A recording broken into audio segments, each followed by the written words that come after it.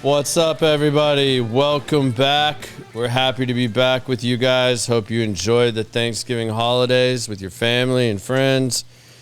Tonight, we should have a very interesting show for you. I have no idea where this is going to go because there's so many rabbit holes this one's going to go down, but y'all welcome Don Brooks to the show. Don, thanks for joining us, man. Oh, yeah, it's a pleasure. Yeah, I'm looking forward to this because it's the amount of different circles that both of us have ran in for all the time I've been in Dallas and that we never really crossed paths completely is mind-blowing. I have no idea how that didn't happen. It probably did. Yeah. But we just, I don't know, maybe we're too drunk to know it. I don't know. No, it's something, because, I mean, hell, we even lived in the same damn neighborhood. I know. That's crazy. Yeah, well, Don, for those that don't know anything about you, why don't you give everybody like a little brief background about where you're raised, where you came from? All right. Well, I lived in Garland. I was born and raised. I was actually born in Dallas, at Dallas Baylor, but lived in Garland pretty much all my life except for 4 years whenever we moved down to Pasadena, Deer Park area, and my dad was going to college down there. I mean, Garland was it for me. So I went to a couple. That's how you schools. know those shady characters like Jay Banning and Preston Sams, huh? Yeah, the old GHS the original OGs. Oh man, now I'm gonna have to listen to this from you as well. Yeah, That's gonna be awesome. No, it was a good time with Garland, but and then because I lived in Garland, going into I actually, there was a company that was in Garland called E-Systems. My grandfather worked for them for years and years, and I ended up getting on with them and working there for 10 years. I was working on all kinds of top secret projects and whatnot. Just you name it, it was there. So yeah. I did that, and at the same time I was doing that, I started out with my first actual business when I turned 21. I got my FFL license, started selling guns to a lot of the Garland cops. Okay. And that got me into Garland PD because one of them said, "Hey, why don't you come ride along with me one night?" And I was like, "I can do that?" He said, "Sure, you just got to sign a little form." I'm like, all right. And then hell, if we didn't get into a damn high-speed pursuit that night, and I was like, where can I sign up? So I did that too at the same time. And that same thing happened to me, only I didn't ever go to work for the police department, but I had a girlfriend right out of high school that's sister was dating a Dallas police officer, and man, he kept begging me to go on ride-alongs with him. Mm-hmm. And yeah, like you said, sign a little paper. They issued me a shotgun in case of emergency, and I'm like, are you shitting me? I'm getting a shotgun? Yeah. Like, what are we doing? Yeah.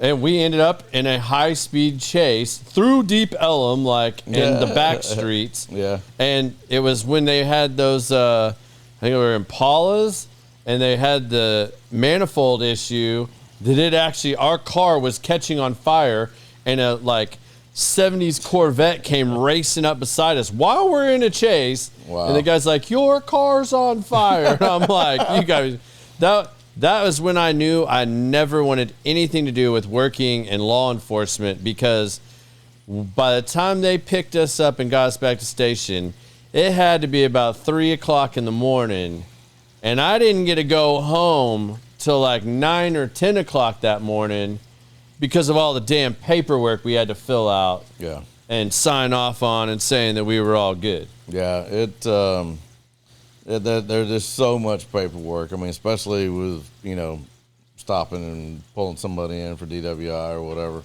That's a minimum 4 hours. Just on that one thing. Yeah. So, but no, and so, going through all of that, I've had background in law enforcement. I'm still involved with law enforcement out of Hunt County Sheriff's Department, and but with I also had an IT firm, and did some really good business with all of that. Some big major projects with companies like Compaq and PageNet and Mary Kay. My son actually works for the Mary Kay family a little bit right now, and just different stuff. Yeah. And then ended up getting out of pretty much all of that to go into the oil and gas business, and that's pretty much where I'm at right now. I'm still doing that. Yeah. And what are you doing oil and gas now? We do, a lot of acquisitions for pipeline right-of-ways and things of that nature, and actually kicking off a new company. Hopefully, everything's going to get started this first of this next year with survey and engineering. So we'll have those offerings as well. But the one thing that I kind of did as a little hustle at one point in time during all that. See, y'all thought we connected because he arrested me or something back in the day. I wasn't out, went down.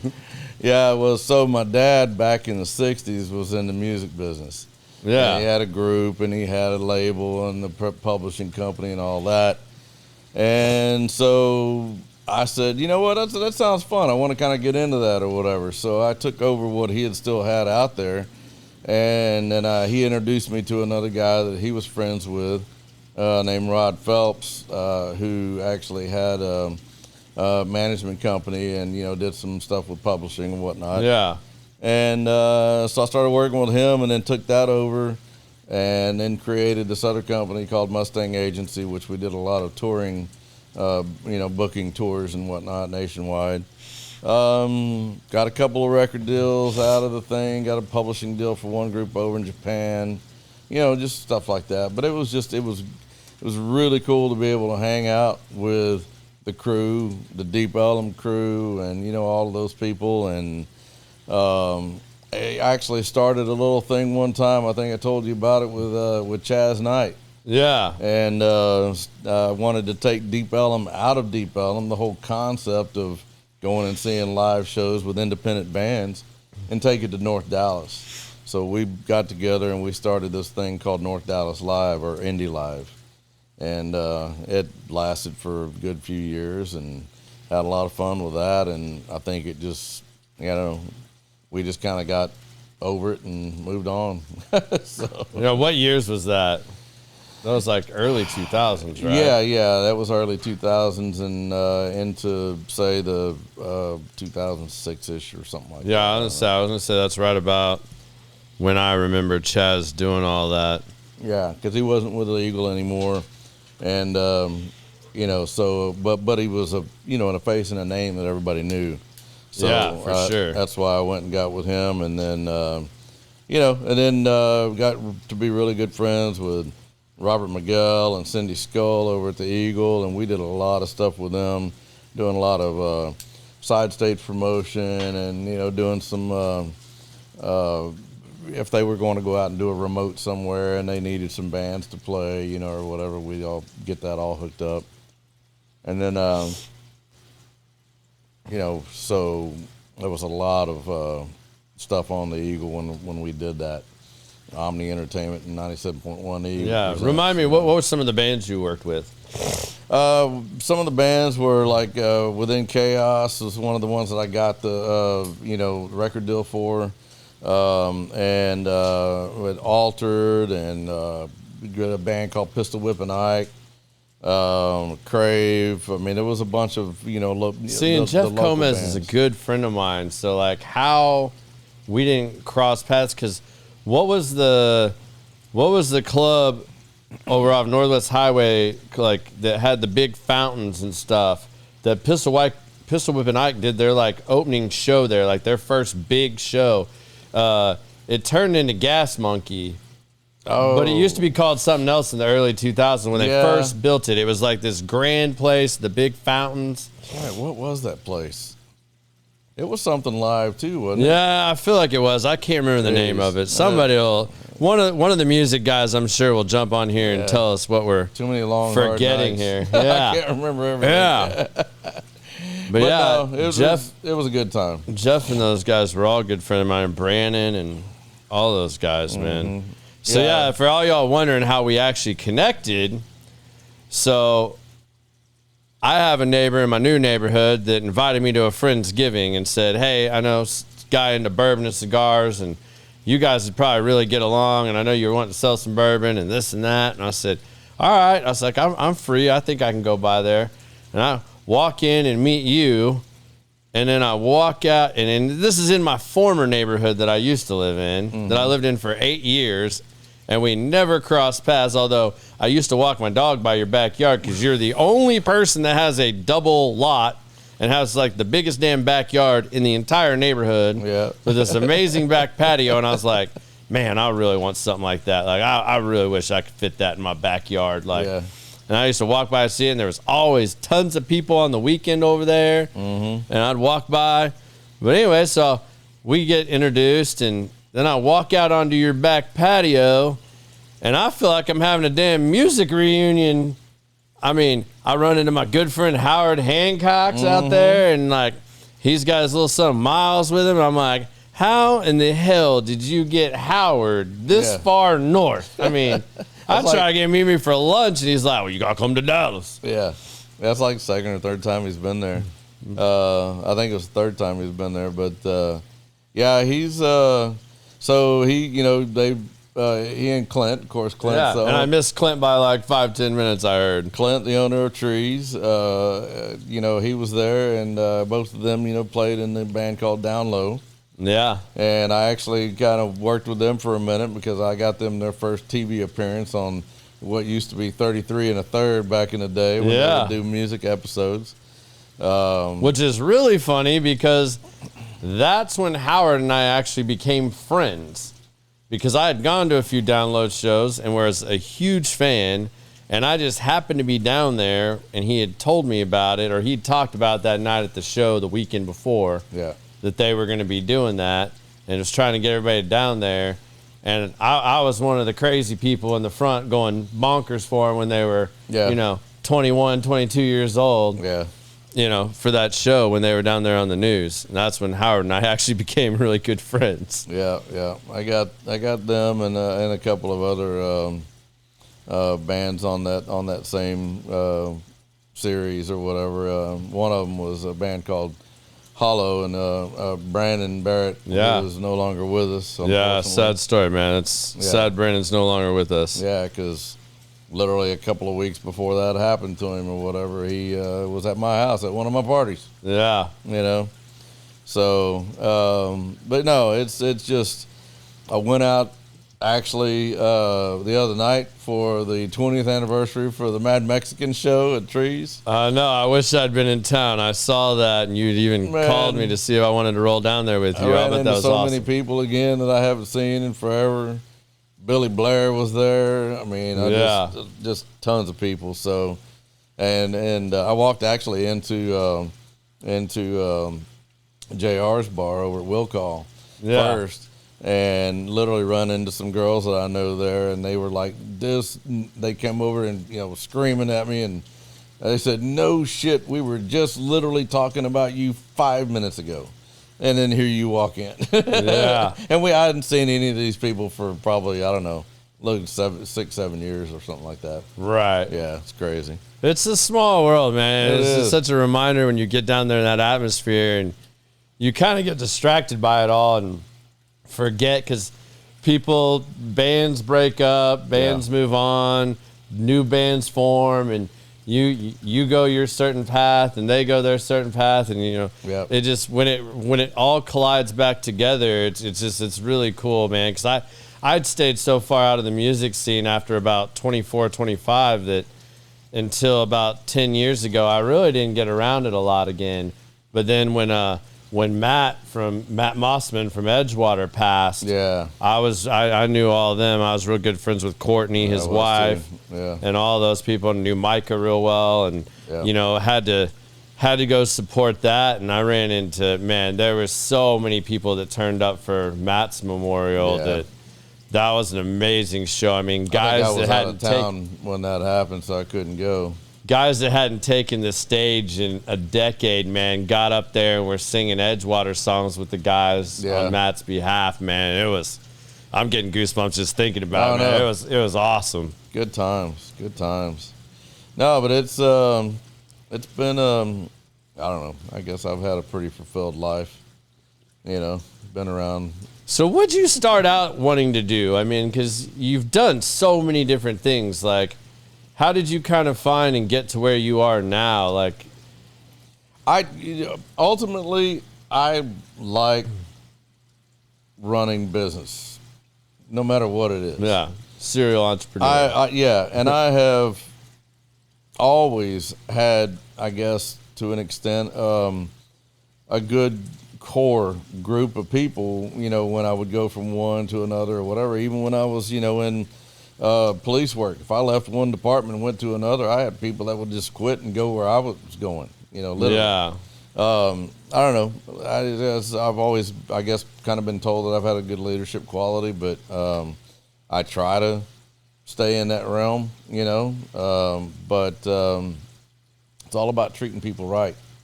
If you don't, you know, treat them right, then of course they're not going to be there for you when you need them to be there for you. But it's just something I like doing. I don't know.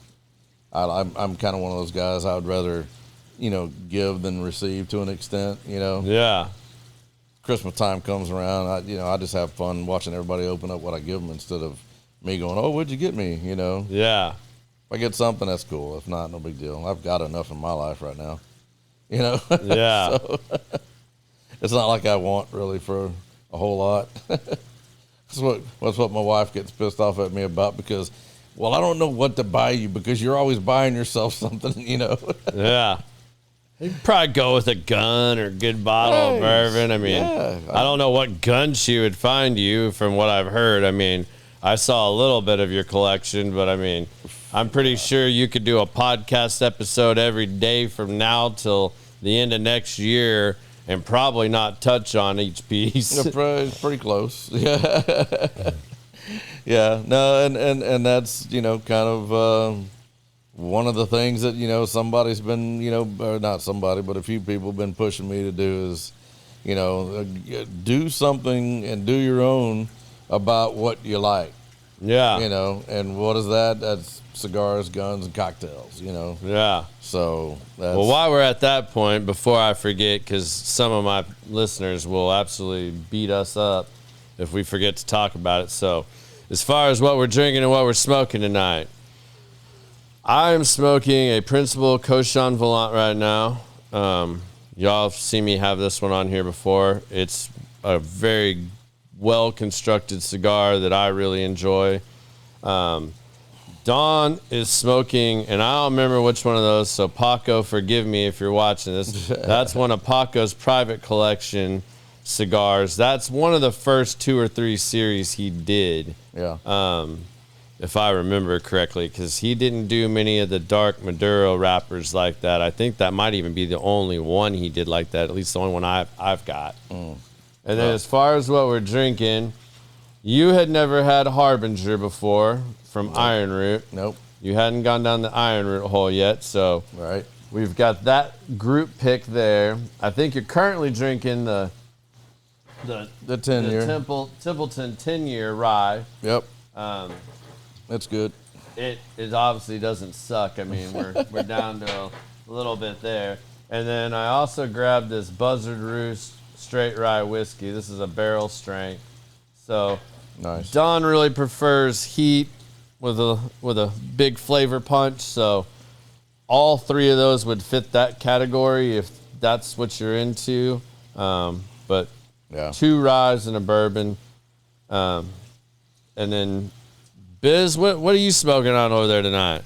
What do we go with? Yeah, that's what I thought. You picked that 2022 limited release Luciano. See, That is a phenomenal cigar. never had it before. This is Yeah. And then, my man. yeah, that's a good one. And then we've got a couple more up here that we might get to. We've got the Black Patoro. That's one of my favorites to go to. And then we've got the ICC now has Davidoff up there. So we've also got the late hour. Nice. That's another one I grabbed. All-time favorite. Yeah, the late hour, man. Those are, I just brought a couple with me, so I didn't, you know, yeah. Yeah. didn't know what we were going to be doing. So Well, we kind of just go where we feel like going. Yeah. Whatever seems to suit the night. Right.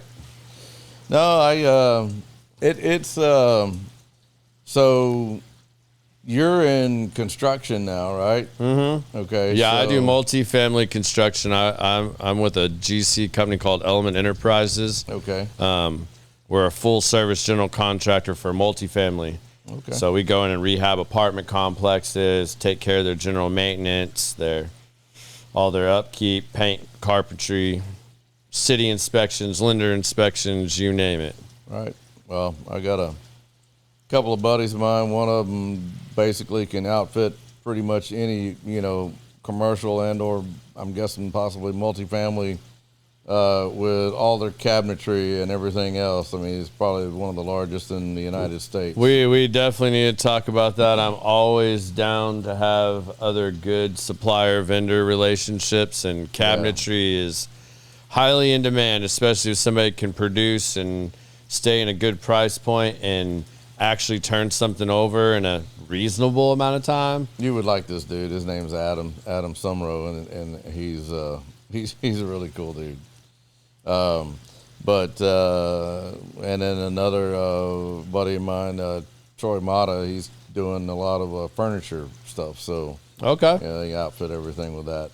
Awesome, man. Yeah, but no, yeah, we'll get into that for sure. I mean, we can go down any kind of rabbit hole that you want to, as far as all that's concerned. But I mean, talking about, the music business stuff or whatever. Yeah. Back in the day, it was, Curtain Club, and then you had the, Galaxy Club, and Vampire Lounge. I mean, all of those places trees that are no and longer around. Gypsy Tea Room. Yeah. and- yeah. It's just, I mean, like what's left? Trees. As far Yeah, as the there's not a original lot. stuff. I mean, there's still, I guess, Canton Hall. Is it even still called Canton Hall? I think it is. And then you have what was the Bomb Factory is now just the factory. factory, yeah. 'Cause Live Nation bought it. And then you got Southside Ballroom. I'm talking more about Hospice. independent ownership. Yeah, though, yeah. I you mean, know? but there's not any of that now. I mean, even some of the stuff that has been bought by the Live Nations of the world, Yeah. and has gone on that way. I mean, I think Clint Barlow is one of the very few that is still, we like to support our independence. will know. call and stuff like that. Those I other mean, boys will always make money, but the independents, we've got to keep them going, because if not, then that's all we end up with. It's just commercial. yeah, no one wants to just go see. I mean, there's a time, in my opinion, and I think you share this. I mean, that's why you wanted to bring that Deep Elm fill up to Dallas,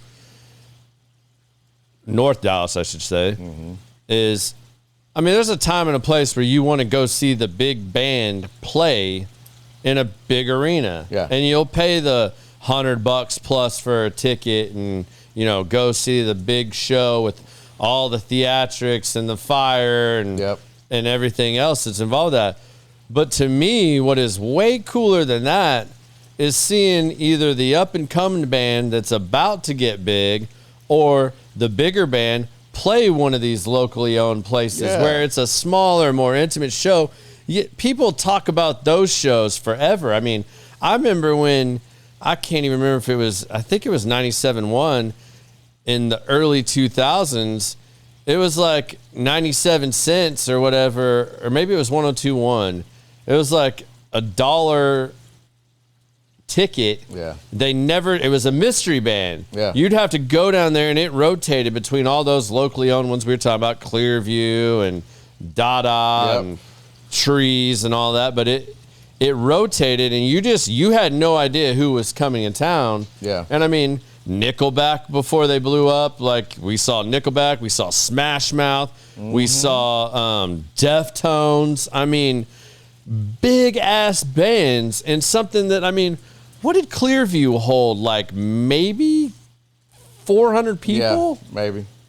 I mean, you're seeing the Deftones swing off rafters and shit in there. Packed and sweating your ass off Yeah. in those places. But an amazing show up close and personal. I mean, Gypsy Tea Rooms like that. My wife still makes fun of it. I got strep throat and I normally don't get it. So like I'm a carrier for strep. Yeah. So when I get it, it puts me down. Yeah. And my wife got to see Incubus at the Gypsy Tea Room. Nice. I mean, that's a show no one's ever going to forget that was Uh-huh. at that show. I mean, especially if they end up playing acoustic or something like that and really strip it down. I mean, that's a one-on-one unique experience. Well, it's like, but Aaron Rodgers. Yeah. I think me and my wife were down there one night and we were doing just, I don't know what we were doing down in Deep Ellum. I think I told her, I said, let's just go in, see what's going on in trees.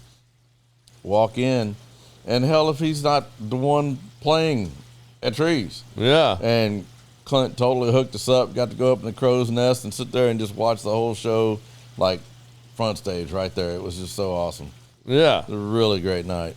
And, just going over to like Liquid Lounge whenever they used to do the Acoustic Wednesdays or whatever, and, watching bands like Jive come over Yeah. and play. Oh, man, I had Toby and them, man. Yeah. And he's apparently doing well with his real estate stuff. Yeah, I follow him on Facebook still. He's a realtor, so he's competition for my wife. So Yeah. Can't go down that rabbit hole too far, but yeah, I mean, Toby's sober for a long time now. Yeah. Married, doing really well. I mean, it's man- awesome to see all those guys really like. That man was one of those guys that you could go up and do that whole, I want to take this pint and see who can drink it the fastest. And it was like just pouring it into thin air with him. It was gone. Yeah. I was like, dude, I don't even know how you do that. Oh I yeah. can't drink beer that fast. I don't know how any of them do it. I mean, I used to do that with Jaeger because some of the bands I ran around with were all sponsored. It was like Miller Lite, Coors Light, and I couldn't drink those beers for years after that because they were all sponsored by them. Yeah. You drink that shit for free damn near every night, and it's like, Yeah. that's what you did because you weren't making much money out on the road. Right. Especially you're just hanging out with the band, And then Jaeger was so big back then that Red Bull was making its big push, so everyone wanted the Jaeger bomb. Oh, yeah. Well, I got to where Jaeger, I hate black licorice, but for whatever reason, in my early 20s, I could murder Jaeger. Yeah. And I remember when Howard and I first started hanging out, and he came out off the little tour they did, and I forget where they were playing, but it was somewhere in Deep Ellum. And they got done with the show, and he's over there, and he was talking it up.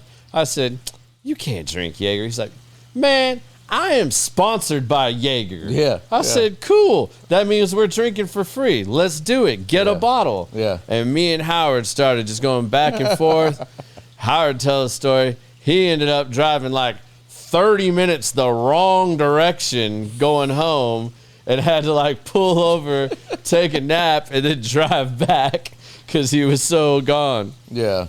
But yeah, and I had told my wife those stories, and it was really funny. And I hadn't seen Howard in like 12, 15 years. This was probably about, I don't know, 8, 9 years ago. And we went over to the Armory and we're having some drinks. Yeah. And we came out, and I was like, man, I wonder who's playing at Trees tonight. Like just kind of went over there to check it out. And guess who's working the door like early on? Howard standing Yeah. there.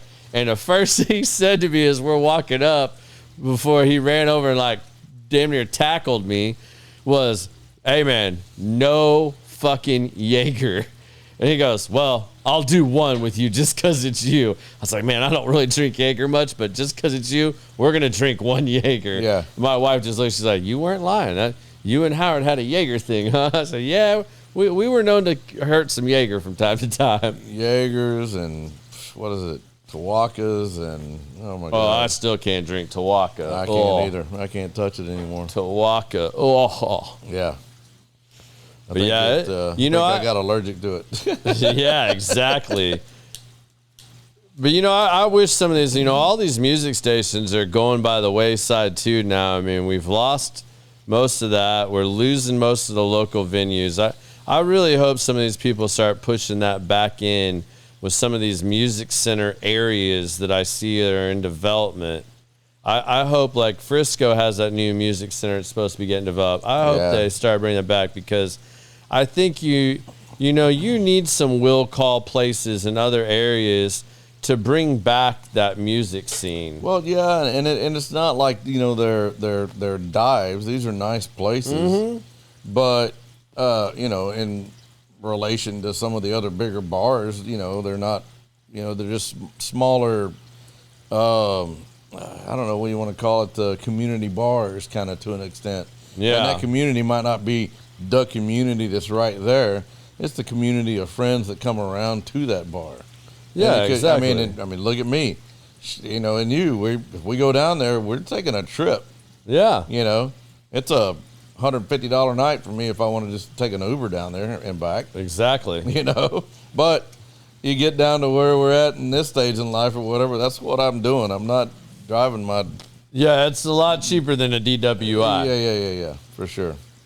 And it's just, I don't know. I think a lot of that nostalgia has been lost. Like, I think that's why people end up getting wrapped up in their phones and recording everything else during these concerts because you're in this massive place. Like, it's not personal. It's not intimate. Like, you're not watching a band grow up. Like, you're not watching them make that leap anymore. And that used to be the coolest thing, to see a local band make it. I mean, the Dallas music scene in the late 90s to early 2000s was hot.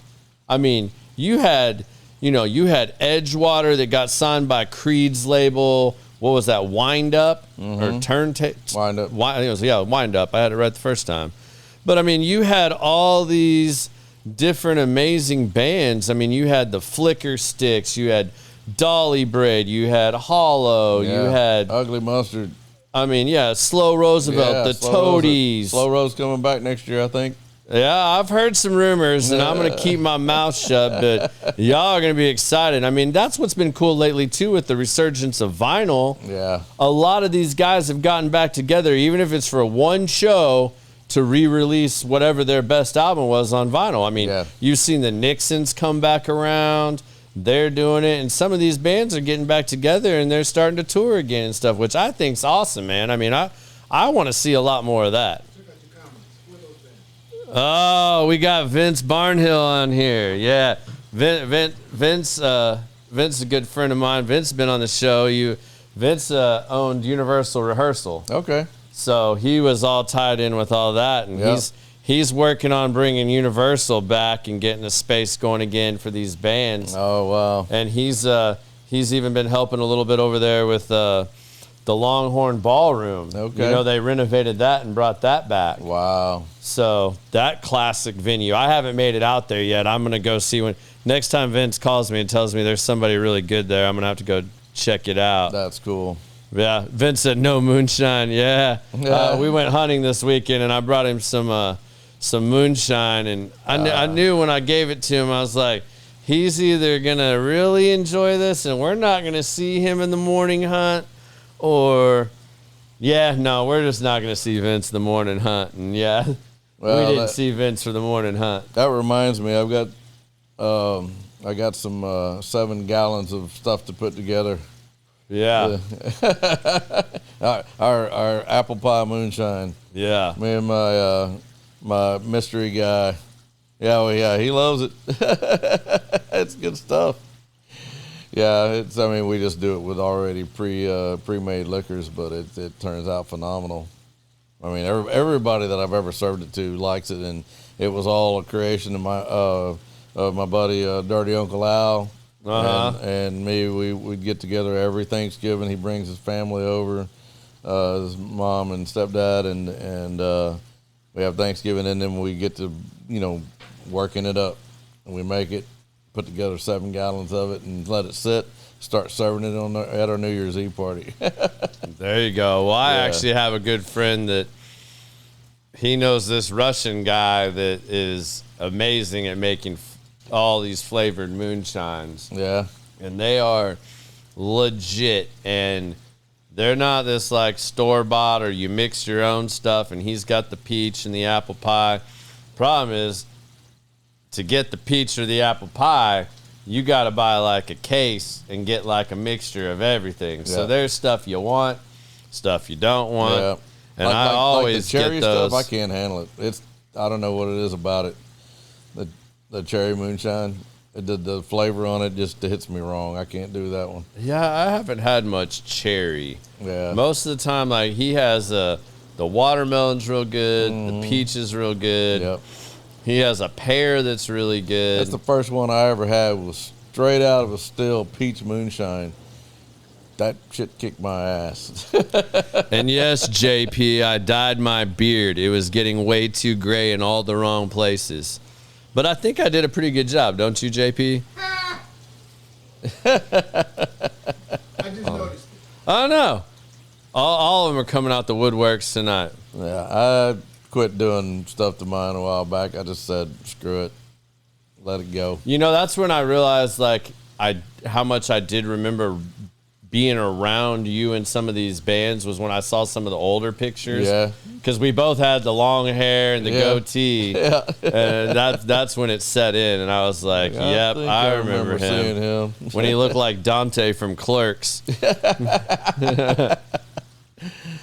Yeah, no, I had a really good time when I was doing all that stuff because I would get flown out for showcases and stuff like that all over New York and California and Florida, just all these different places. Yeah, I mean, we went to so many amazing music festivals, and like, I mean, I've looked at some of these now, and it's like, I'm older, and I don't really enjoy being at some of these festivals for 3 days, being packed in with that many people. I would way rather do the smaller show. Here's an interesting story for you. I got flown up to one. It was a festival that was being put on in Sedalia, Missouri. It wasn't a great place. I don't know That's why. right outside the Ozarks, isn't it? I was just at some fairground kind of thing or something, I guess. Anyway, Drowning Pool was there. I'm trying to remember some of the other bands, but it was the first show for Five Finger Death Punch.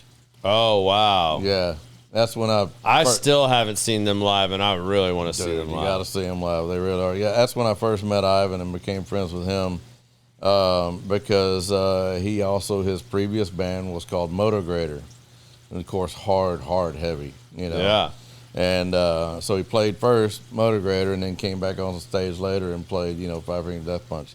And that was an interesting whole situation in and of its own.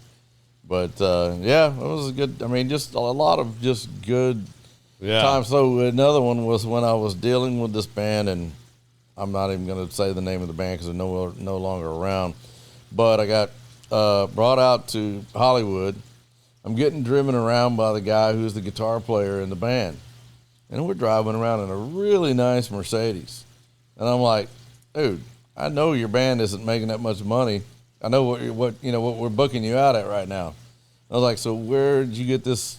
How'd you get this car? Well, I used to be an actor. And I was like, oh yeah, everybody in Hollywood's an actor, So I was like, anything I would have seen you in? And he goes, yeah, probably. He goes, you ever seen Free Willy? I was like, oh, dude, you're Jason, the kid in Free Willy. Oh, wow. So I was like getting, we were just out doing our thing, hanging out. And then he goes, I'm going to go to a party tonight. He said, you want to come with me? He said, I've been invited to one. I was like, sure. Where are we going? Went to Shawnee Smith's house, the crazy chick in Saw 1, 2, and 3. Okay. Yeah. So went to her house and it was just nights like that were always happening.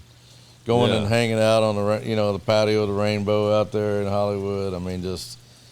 It was. That's the other one. I want to time. see the Viper Room. I never got to see that Viper yet. I Room want was to go cool. see the Viper Room. The Key Club.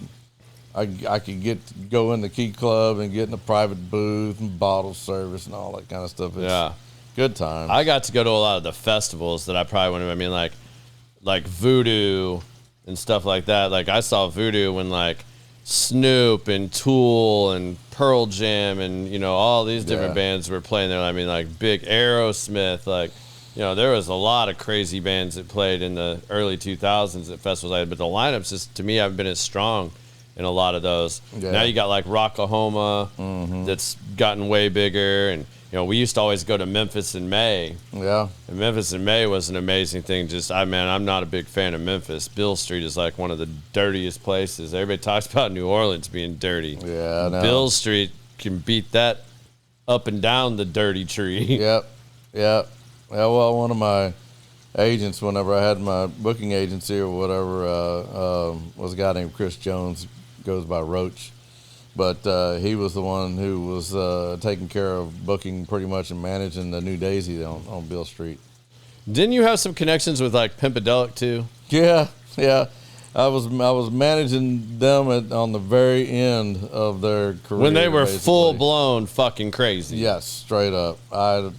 Everybody was like, "Why are you even going to try to mess with that?" I was like, "Well, I don't know. I'm just friends with them, and they want my help, so Yeah. I'll do it." You know. I mean, you might know because it was at the end then. So, is the story true about Pimpedelic where we won't name specific names there, but somebody pulled a gun on a Sony executive when they were actually going to get signed? I think that there's. Or is that just one of those that just kind of blew into I something think else? it blew into something else, but I wasn't there, so I wouldn't put it past them. 'Cause how that's- crazy they were. That's one of my first experiences at Trees because when I was in high school, I had a 1970 Chevelle, and I had a Pimpedelic sticker on my back windshield, and they played at Trees, and he literally whipped it out and peed on the crowd. And people were so mad that somebody went out and found some kind of like a corner of a cinder block and threw it through my back windshield. Oh, And like Howard actually helped me like tape up because it was like middle of January. oh yeah. And like, and I had to drive all the way back to Carrollton Oh, damn. in like 98. And like, I had to like tape my whole back window just to make it home because it was like all nasty and like sleeting outside. And Yeah. like, yeah, that's my Pimpedelic story. I used to be a big fan of them until that happened. It was. I would have to excuse myself a lot of times from hanging out with them Yeah. because they would start to get a little crazy. I mean, like, even when we hung around some of the Pantera guys, like, Oh yeah. those guys could get crazy, but I would suggest that it might be possible that Pimpedelic could out-party Pantera Any day. back in the day. Any day. And that ain't a far stretch. And that wasn't because Story. that was just, I don't know. I want to call it pure stupidity, but I mean, it just, that's Yeah. how crazy they got. I mean, yeah, me those and- boys me and- got wild. Me and Chaz were doing a show there at the original Hard Rock in Dallas. Yeah. And that was the night when they inducted Dime's guitar into the Hard Rock. And so we were hanging out with them after they got through and doing their little meet and greet or whatever, hanging out in the upstairs room or whatever, and having drinks with them and whatnot. It was a good time. Dime, out of all the Pantera guys, was the nicest guy. Always. Him and Vinny, Always. those two were so nice, man. Like, and they wouldn't even. I mean, you always had certain people that would come around when they were hanging out that would fanboy them and stuff like that. Yeah. They were just as cool to them, but like, if you really were chill with them, man, those dudes would, I mean, offer you anything. They'd give you their personal cell phone number and be like, yeah, man, call me anytime. Like, let's hang out. Like, they just sit and have a beer with you and like just absolutely enjoy hanging out. And they actually supported a lot of local music, man. Yeah. Because I mean, like, They'd come out and show up to their shows. Hollow, they were working real hard trying to Yeah. sign Hollow to their deal. Right. And that deal just didn't work out. But yeah, They when you talk about siblings being opposite yeah. to an extent, that's what they were. Dime was always the really, really outgoing. He would just go running through the crowd and saying hi to people or whatever. Yeah. Well, Benny would say do that, but at the same time he was more reserved and always Yeah, just kinda way sit more pulled and- back. Yeah. Yeah, I agree with that 100%. In fact, another one. I did shots with him at Trees like 2 weeks before, he passed. Yeah. Crazy. But yeah, it was every time you saw him, it'd be, And his he name had a come up. miraculous way of remembering your name. Yeah. Like, that was insane to me. I mean, I'm in sales, and I have to give people like nicknames or remember something to like remember names a lot of times. I'm terrible at it, and it's something I work on all the time. Yep. And that dude, I mean, I sat and drank beer with him one time at some random ass bar in Deep Ellum, and then I ran into him at a like hole in the wall in like Plano or something, where we were having like crawfish and drinking beer, and he just showed up and was hanging out, and he remembered my name.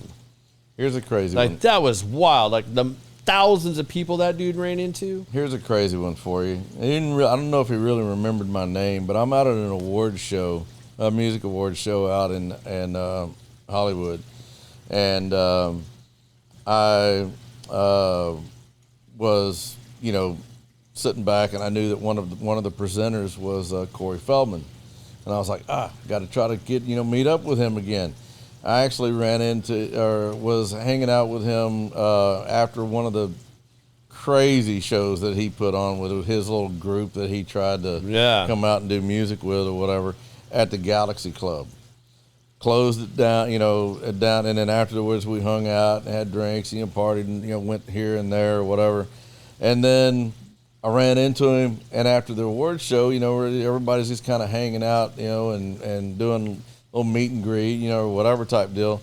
I go up and I see a dude named Patrick Stevens.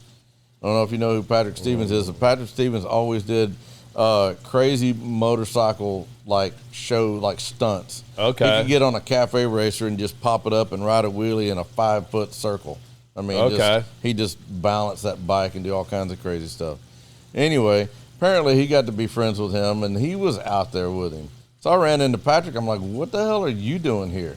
And he goes, I'm hanging out with Corey. And I was like, no freaking way. And he goes, yeah. He said, hang out. He said, well, he'll be over here in a minute. And then when he came up, I looked at him. I was like, hey, brother. I said, I know you probably don't remember me. And he looked at me for a minute, and he goes, and I said, in Dallas, Galaxy Club, he goes, yeah, man. He goes, we left from there and we went to here and there, and all that stuff. And I was like, yeah, Yeah. I couldn't believe it. He remembered actually what we did, because he was doing all kinds of crap, Yeah. He had any memory. That's wild, man. Yeah, good times though, man. Oh, and so I was dealing with a band that I was working with and I went up to Minnesota. We were going up to the recording studio to listen to some stuff that they were doing, and it just so happens, I didn't know it at the time, but the dude that was helping them produce their stuff was Kevin Martin from Candlebox. So another cigar guy. So we hung out and started talking, and kind of just hit it off right away. The guy that was financing their stuff was there, and he's like, hey, man, we said, look, why don't we all go out and eat dinner tonight? Some nice, expensive steakhouse up there.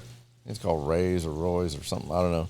But anyway, as soon as we walk in, because Kevin and I had already talked about cigars and stuff, as soon as we walk in and got sat down at the table, I tapped Kevin on the shoulder and said, hey, man, did you see that humidor when we walked in? He goes, yeah. He said, I already had my eye on that. He said, it looked like they had some Cubans in there. I said, oh, yeah.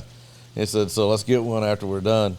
So we go over there and we start picking out, the cigars. I don't remember which Cuban it was that I got. He got one, and he, whipped out the cash and paid for it. He said, I got it, man, and from that point on, every time that they would come through Dallas or, somewhere where I could get to their show or whatever, we'd go and I'd meet up with him and I'd hand him a cigar, and then we'd hang out afterwards.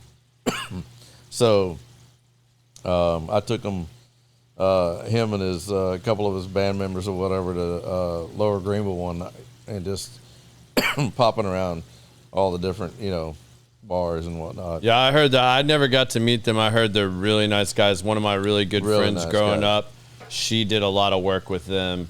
I don't know exactly what she did. I think she was helping promote and stuff like that when they were doing a lot of stuff around here in Dallas. Like, they spent a lot of time here in Dallas. Like they apparently really like playing around here, or at Well, least did back in the day.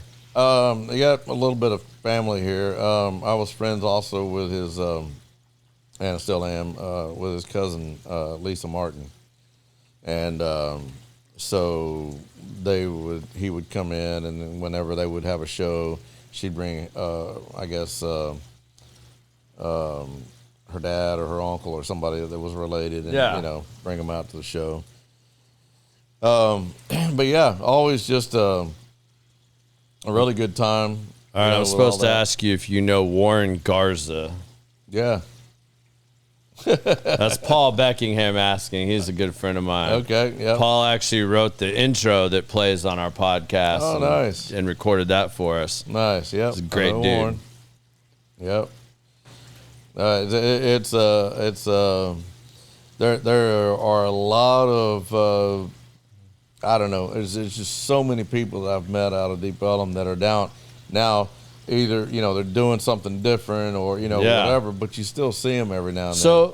So you seem like me. Granted, I'm not doing anything with music right now. I've got some stuff in the works that you and I've talked about a little bit. Mm-hmm.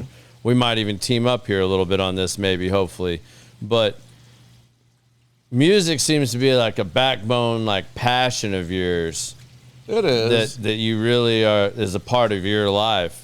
How is it you don't really still do anything with music other than socialize?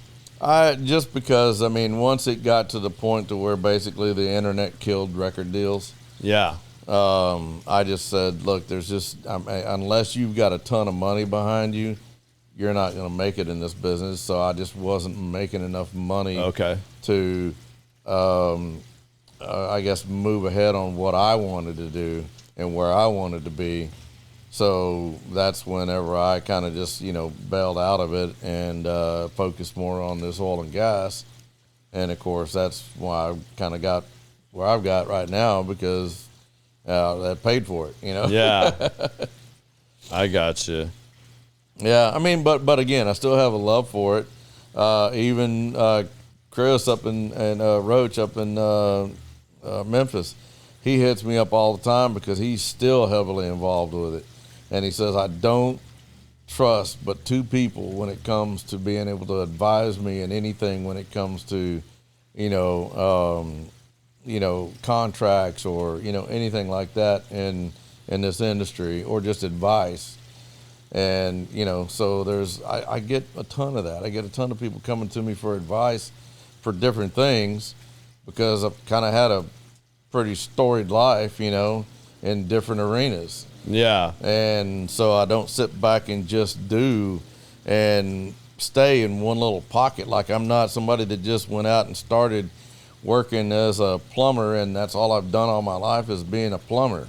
Yeah. I've went around the circle and because of that, I also make friends that are in possibly several circles. So I listen and learn and, whatnot. And why I've made a ton of friends and, I got a ton of friends that, own, different restaurants or bars or businesses or, whatever. And so I keep in touch with them. That's one thing. It's one key thing I will tell you about anything when it comes to business.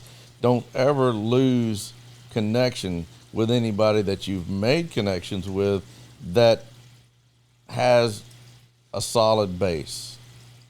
If they've got a solid base, don't ever lose connection with them. Not because it will do something for you, but it might do something for somebody else down the line. Yeah. So what are some key things you do to maintain connections like that for somebody that... Literally, just make sure and, keep in touch with them. Because we think this is common sense, and that's why we talk about these things on here, because not everybody has these common sense factors that they put into play all the time. You might not talk to them for 6 months, possibly even a year or whatever, but still reach out to them and say, hey, what's going on? Hadn't talked to you in a while. Let's catch up. Let's go have a drink or let's go eat dinner or whatever. And so you do. I've still got people from high school that I stay connected with, and I might not see for a year or two, but I will get back in touch with them. Yeah. Me and my wife may go out to dinner with, him and his wife, or, her and her husband, or, whatever. Yeah.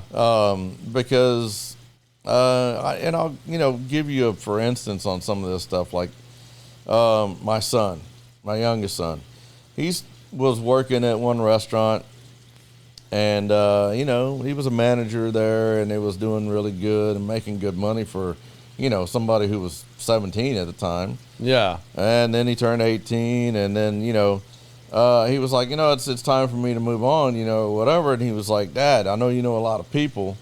And I was like, yeah, let me make some calls. So I made a call to, one of the top restaurants, my guys there or whatever. And he said, look, tell him to go to this restaurant. It's a really high-end Italian restaurant or whatever, and tell him I sent him. And so he did, and I gave him his number, and they started talking. And he went there, and he got hired on the spot. And then he's just moving up. Dude, the kid's making over $100,000 a year at 19 years old. I was like, if I was there at 19, yeah, I wouldn't be where I'm at today. I'd be way further ahead.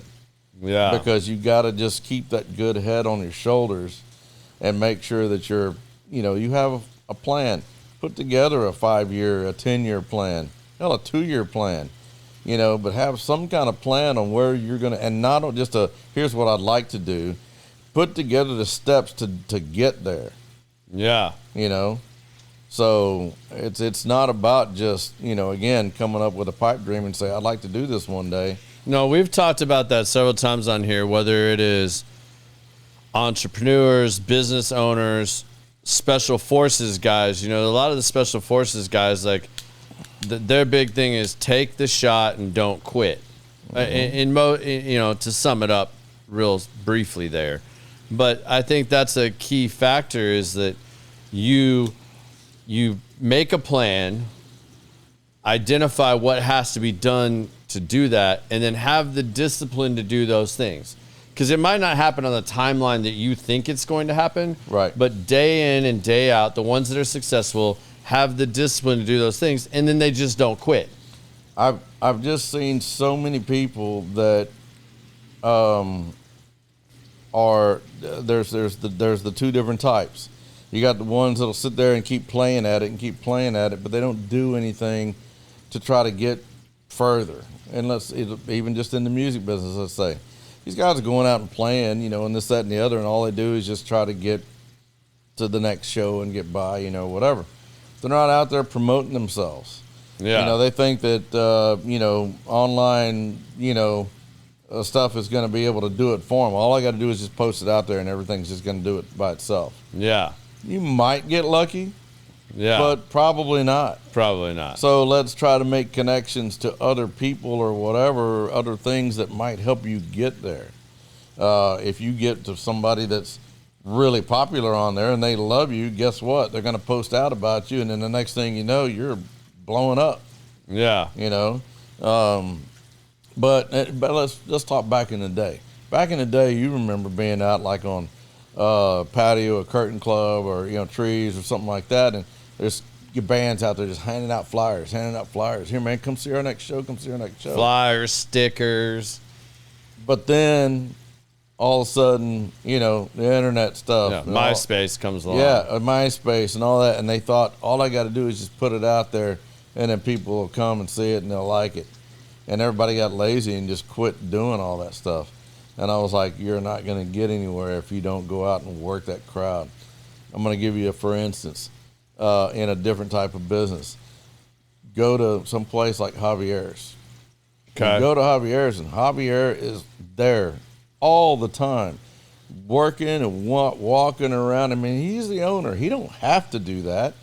Yeah. But he goes around and he says hi to everybody and everything. When you go to a certain bar or something like that and you see the owner and they come over to you and they say something nice or whatever, and maybe they send you something or whatever, you're like, I want to go back there. This place was freaking awesome. Yeah. Those people were like on top of things, and the owner come out and said Shook my hello hand, and bought me a drink. Yeah, and that's why that man is successful. Yeah. I guarantee it. Yeah. Guarantee it. I mean, because you got to add some personality to it, and, Mm-hmm. like, not just be a name. And it's not just him. He's taught all of his people there to do the same thing. Yeah. So, Eddie and Carlos and all those guys there, they all do the same thing. They go around and say hi to people and make sure everybody's good and taken care of, and nobody's above anything else. Carlos is the GM there, and I see him running food out to people.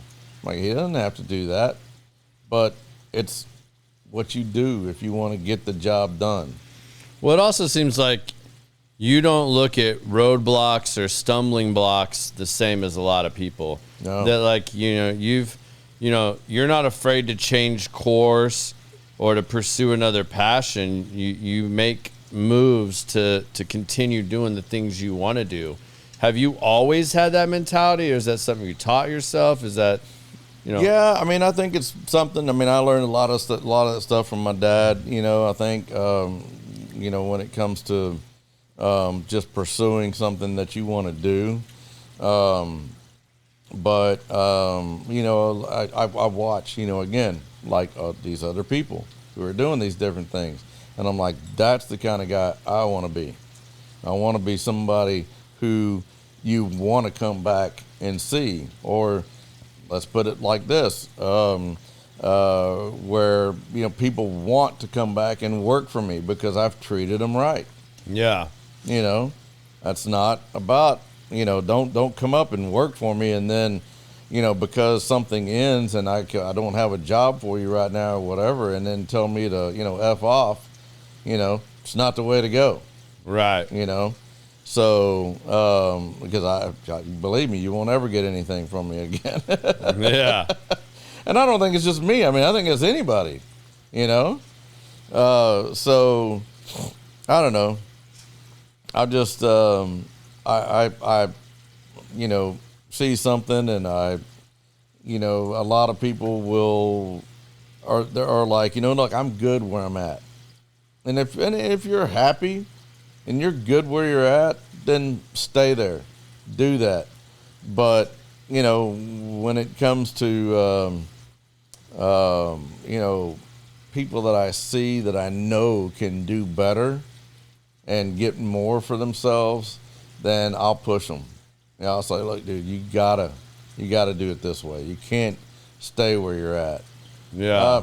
As in my youngest son, told him, I said, dude, if you stay where you're at, you're not gonna get any further. You're gonna be right there in that same realm, hanging out with the same people, whatever.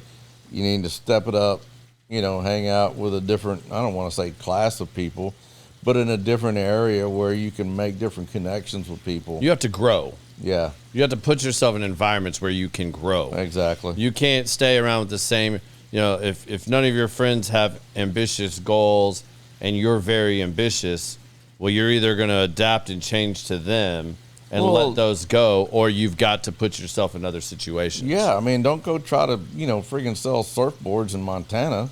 Yeah. I mean, right? Yeah. Where are you going to get with that, It's go where it's warranted, Yeah. So it's just, I mean, it's common, like you said, common sense. Well, we say it is, but not everybody looks at it that way. So, I mean, that's kind of where we want to point those things out and kind of bring those to some forefront so people might consider that or take a different approach to it. Yeah, no, for sure. And again, I'm a people person, so I love to be able to, have people around and this, that, and the other. But there's times as well to where I'm just like, you know what, I'm good with tonight. I'm gonna hang out and just be by myself, or just me and my wife, or you know, whatever. And that's fine. Is your wife like that too, or is she? She is. She likes to get out and do things, but she's more of a homebody. But, at the same time, again, she has no problem, if I say, look, let's go out and let's do this or whatever, she's like, oh, I'm in. Yeah. I mean, she's kind of always been that way. She's gotten a little bit more reserved as life's went on. She just went through a, year and a half, long deal about battle with breast cancer and beat that. so Oh, far. awesome, man. Glad to hear Yeah. that. And was just a champ. You know, I mean, I didn't think I was going to see that out of her. You know, being able to take. I mean, she had that Red Devil stuff, the really hard, Yeah. stuff that they give you, and she handled it like a champ. I mean, just I thought she was going to possibly just Throwing the towel. great band, yeah, break down and be one of those, oh my God, I'm hurting, and this, that, and the other. But even though that might have been the case, she just pushed forward, So That's it's, awesome to hear, yeah, man. that was good, and everything's running good. I just got her what she wanted for a long time. She wanted a little lap dog, so I just got her a little miniature schnauzer.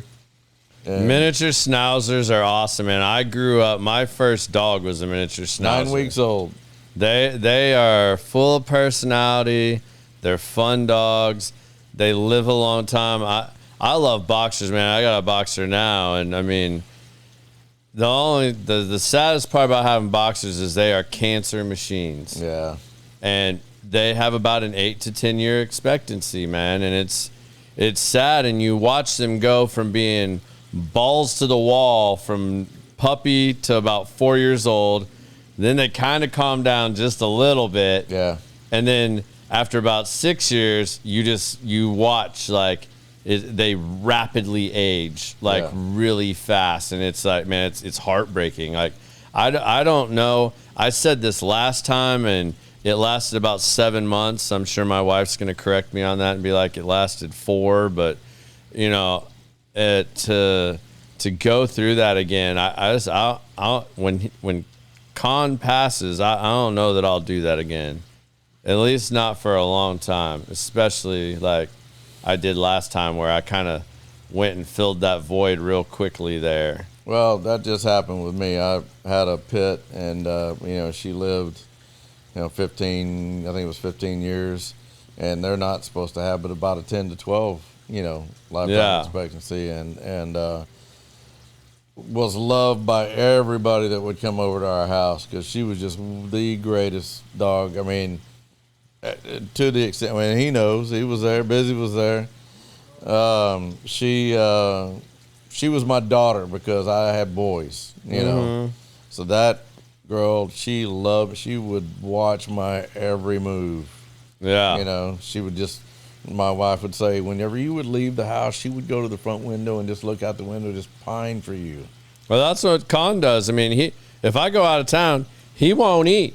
Yeah. He doesn't eat until I get back, pretty much. Wow. Like, I mean, he has huge separate, and that's the other thing, with boxers, they get super attached, and like, man, when they have their human, like, that's it. And like, you try to board them or anything like that, it's a nightmare. It's like, it's to the point now where it's like, I have some good friends that, he really likes and that he knows. Yeah. And I have to like butter them up and talk them into coming and just staying with him because, it doesn't work to put him in these other situations because you see it physically take a toll on him. Yeah, and that's hard. Yeah, it got down to the point to where she couldn't walk and this, that, and the other, and we finally, I was giving her all kinds of medicine, spending crazy money on her, and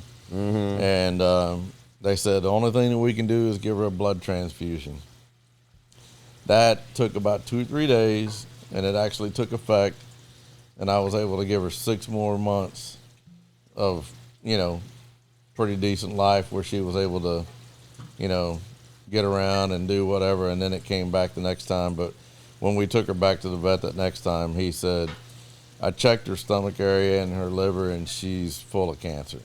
Yeah. And I said, well, then it's time. I don't want to see her suffering anymore.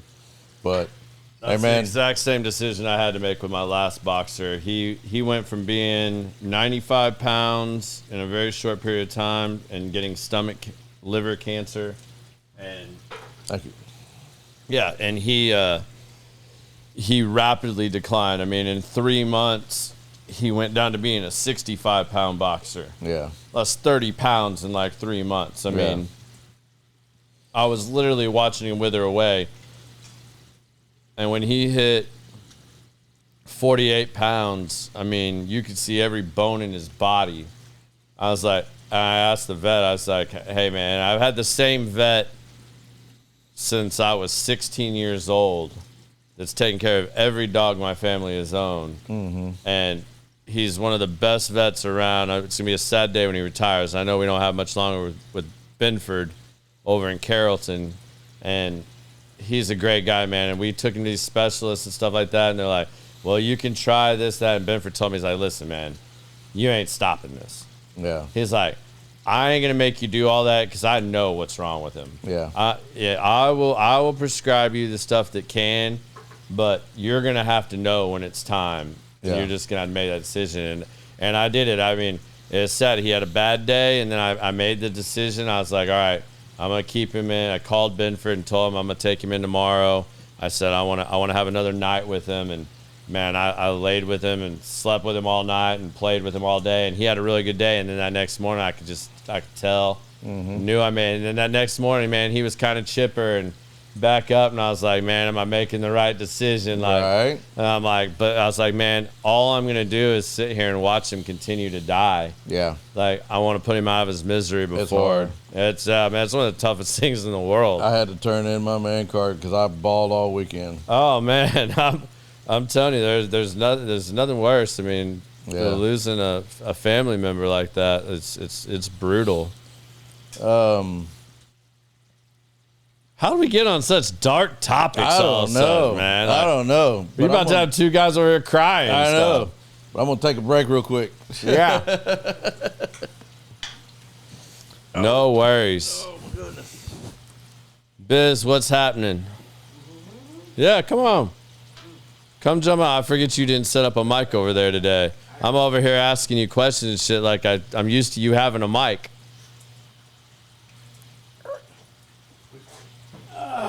By the back staircase. that way. I just didn't do a microphone today just because you had such an interesting guy on. This dude has done everything. I know, it was amazing, right? That I come in to tell you about this like wild ass connection and dude that I ran into, and you're like, Don? I've been knowing Don. I DJ for Don. I DJ all of his. He has these backyard parties that are like, and like one of his neighbor dudes is the dude like so before my stepdad passed, I brought my stepdad with me to one of his parties. And I didn't think he was a. I mean, my dad been in bands and done stuff and everything. I said, I didn't think nothing about it. I said, I'm just gonna send him over there. Big old fat guy gonna sit in the corner. He was the life of the party. Yeah. Had people lined up to talk to him. He led Don's whole party. Got up.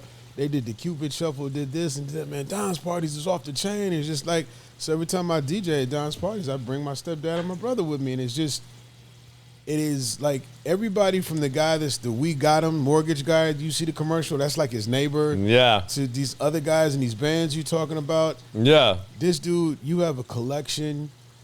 He has a collection of whiskey, but he has like Japanese bourbons and whiskeys. Yeah, and he's a little stuff. more diversified than I am. Like he This dude. goes across the board a little bit more between bourbons, whiskeys, and Japanese whiskeys.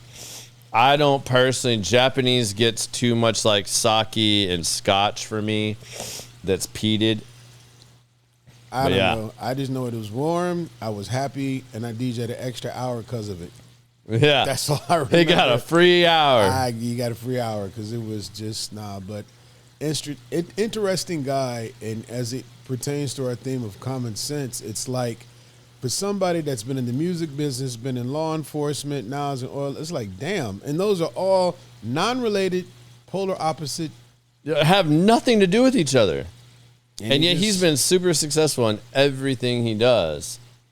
And I think it goes back down to the people and the connections, man. He keeps that, like he said, he keeps that going. I mean, like, everybody knows Don. Like, I was, like, trying to go around and, like, talk about this super cool dude I met that I couldn't believe I hadn't ran into. And they'll say, "Oh, DB, yeah." And I know everybody, and, like, literally, like, 8 out of 10 people that I told the story to were like, yeah, I know Don. Don's cool as shit. I'm like, this is wild. Uh-oh. Oh, he Speaking let of the which, he beast done let out. him out. Yeah, he We tried were to sucker talking me. about him. Now he's Here going to come comes. hijack the show. Ladies and gentlemen, Khan. At Yeah. any moment, it's going to happen. Yeah, in some minute, you're going to see my lap dog. Because I'm here and I'm new and he doesn't know me. So I know that don't mean nothing. That don't mean nothing. come on, quit being scared. Yeah.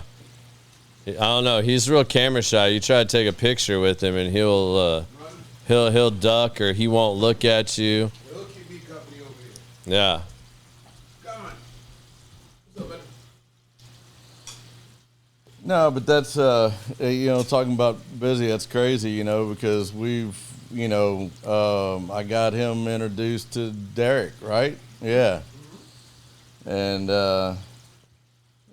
Derek's a great guy too. Got a lot of stuff going on. So it's just it's one of those things. I mean, if you got somebody that does something good, it's like, hey man, I got somebody I know you need to talk to. Yeah. And you just keep making those connections or, whatever. And then everybody, I think kind of remembers that. Yeah, it's giving more than you're asking for. If you're truly just being a servant and giving and like making connections, introducing people with no other intention of seeing somebody else be successful, seeing them, helping them out, staying connected. Seeing people be able to be successful, especially if I've been the one to, make that connection to hook them up and let them do that. It's like, man, I knew that was the right choice. Mm-hmm. And it's just, I don't know. It's something that I enjoy doing. I like getting out and, being able to just have conversations with people, catch up with them, or listen to what they're doing, or people a lot of times will just call me just as a sounding board, or sometimes just a vent. They're like, man, I'm sorry, you don't need to be hearing all this or whatever. And I was like, no, go ahead, talk. So,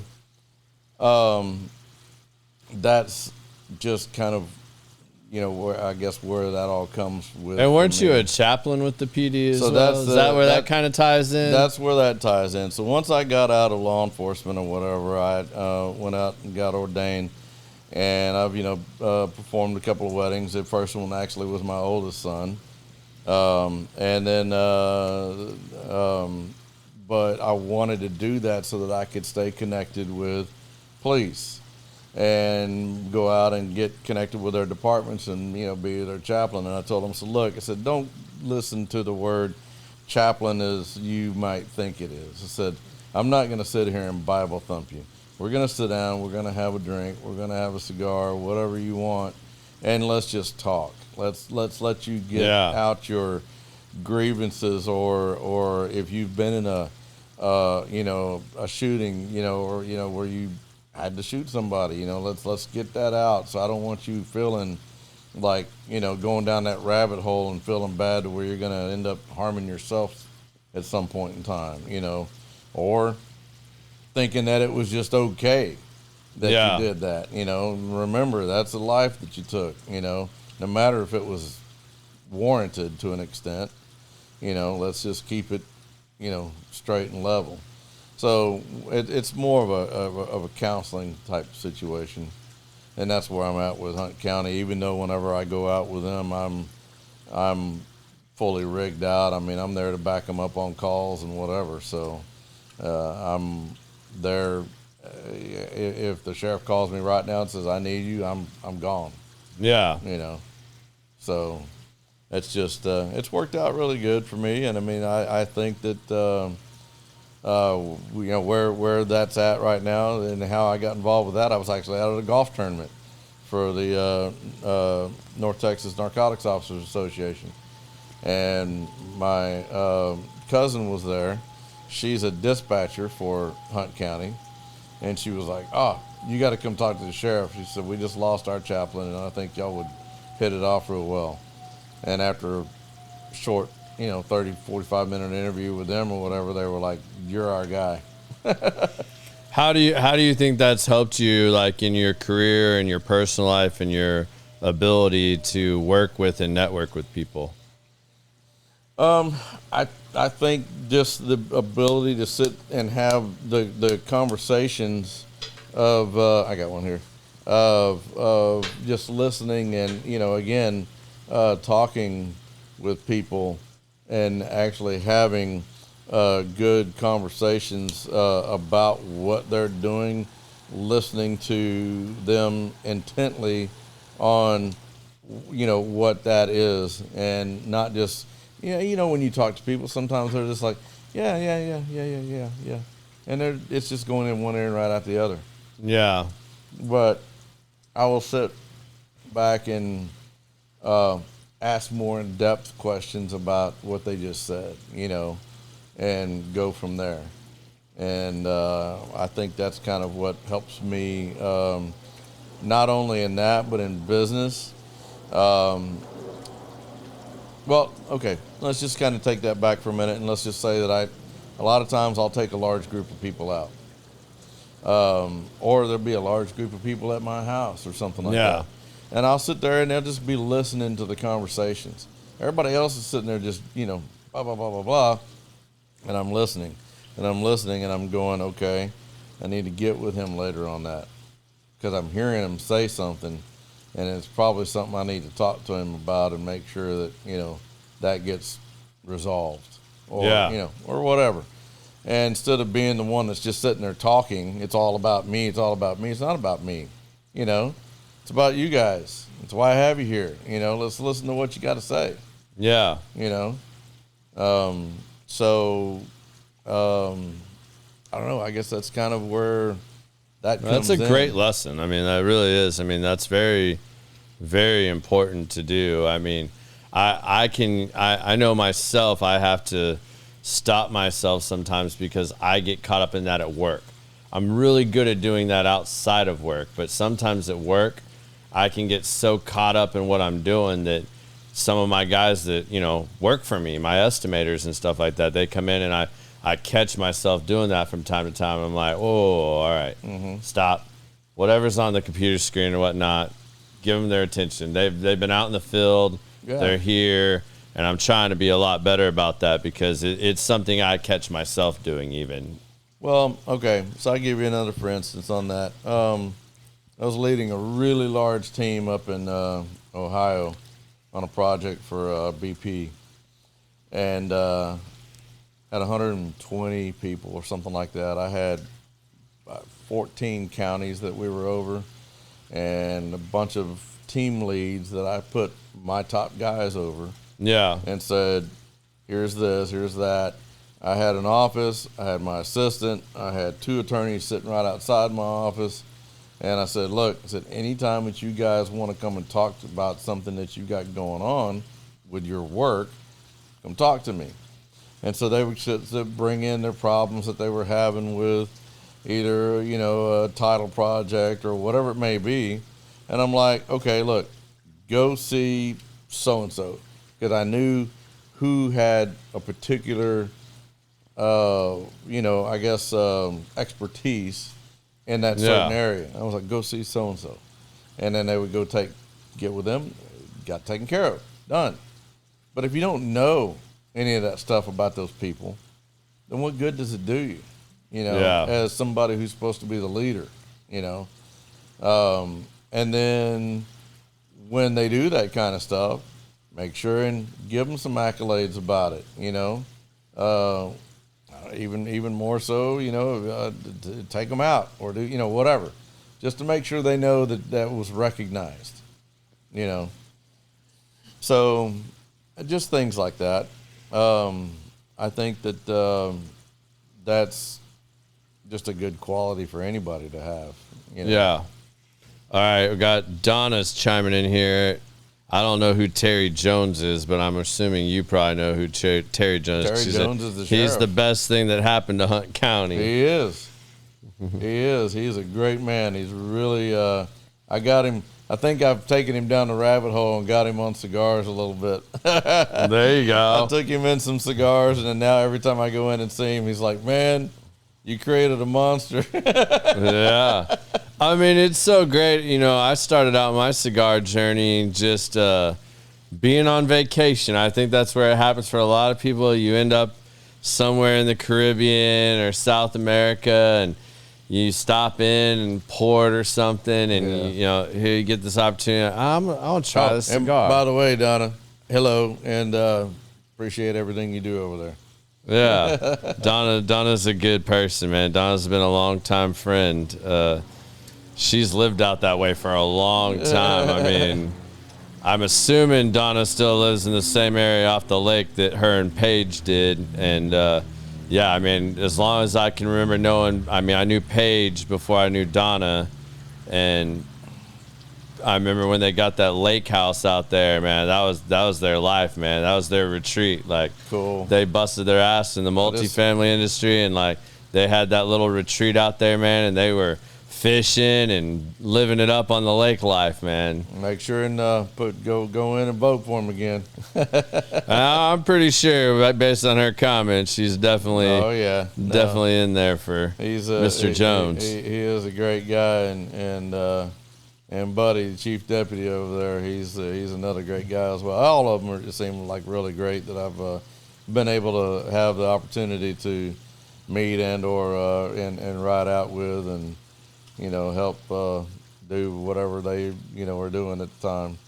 I think the last time we just got out and had to work some accident that was just crazy.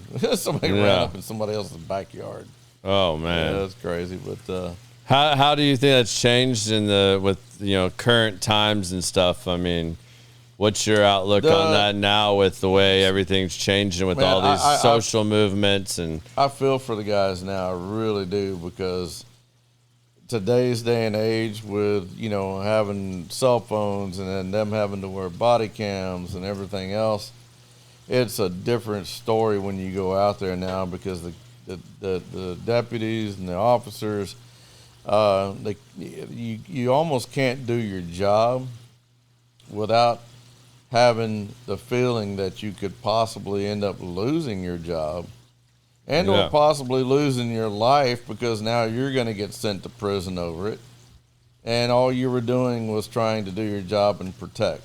Yeah. I was in the day and age where there wasn't any cameras and cell phones around or whatever, and if we needed to thump on somebody for a minute to get them to comply, that's what we did.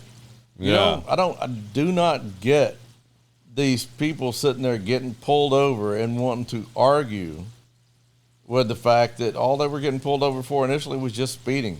Yeah. Take the ticket and pay for it. You were speeding. Do your, pay your price. Pay your price, dude. But what did you do? You just escalated it now. Problem is what nobody ends up sitting here thinking about when it comes to stops or calls or anything else is on both sides, the officer's side and or the citizen's side, you don't know what they've been through that day, what they're going through in life. So on the reverse side, from the citizen side, you don't know what that officer's been through that day and or what he's going through in his life. Don't push his button. Think about things before you open your friggin' mouth. Just let them write you the ticket. Go on about your business. You're gonna have to be out some money. It's your fault. You were speeding. But I mean, it's just again, going into all those situations, nobody knows what somebody's gone through that day or that week. Yeah. That has gotten them to that level. So I was always one that would go in to the situation and try to, let's talk it down. Let's bring it down. Let's bring it down. Not sit there and try to give orders and then they get mad and then you just give more orders and it just escalates. Yeah. Hey man, slow it down here. Let's talk about this for a second. Absolutely. So, again, it's a different day and age, and I feel for the guys now. I would not, want to be in their footsteps, even though sometimes I'm kind of inserting myself in that now when I go out with them. Yeah. But I'm willing to do that if I'm going to be there to do that and back them up. And or I've told officers whenever I've talked to them before, and they're like, hey, man, why do you travel with an AR in your truck, or, whatever it is? I'm like, well, would you rather me have a BB gun and see you in a firefight on the side of the road and not be able to back you up? That's why I do it.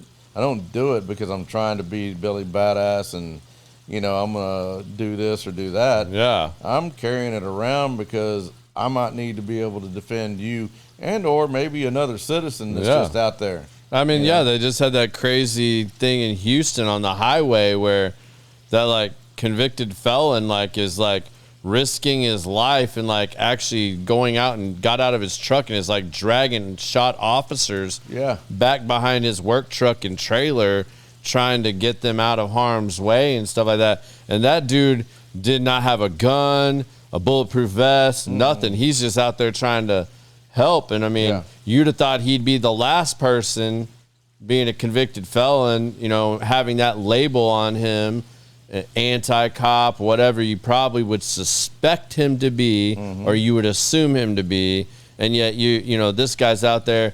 A packed Houston freeway. Everybody in Texas know what a Houston freeway looks like at any given time during the day. Yep. There's never not a shitload of traffic. Right. You want to be prepared and be able to assist in something like that. Well, and that's the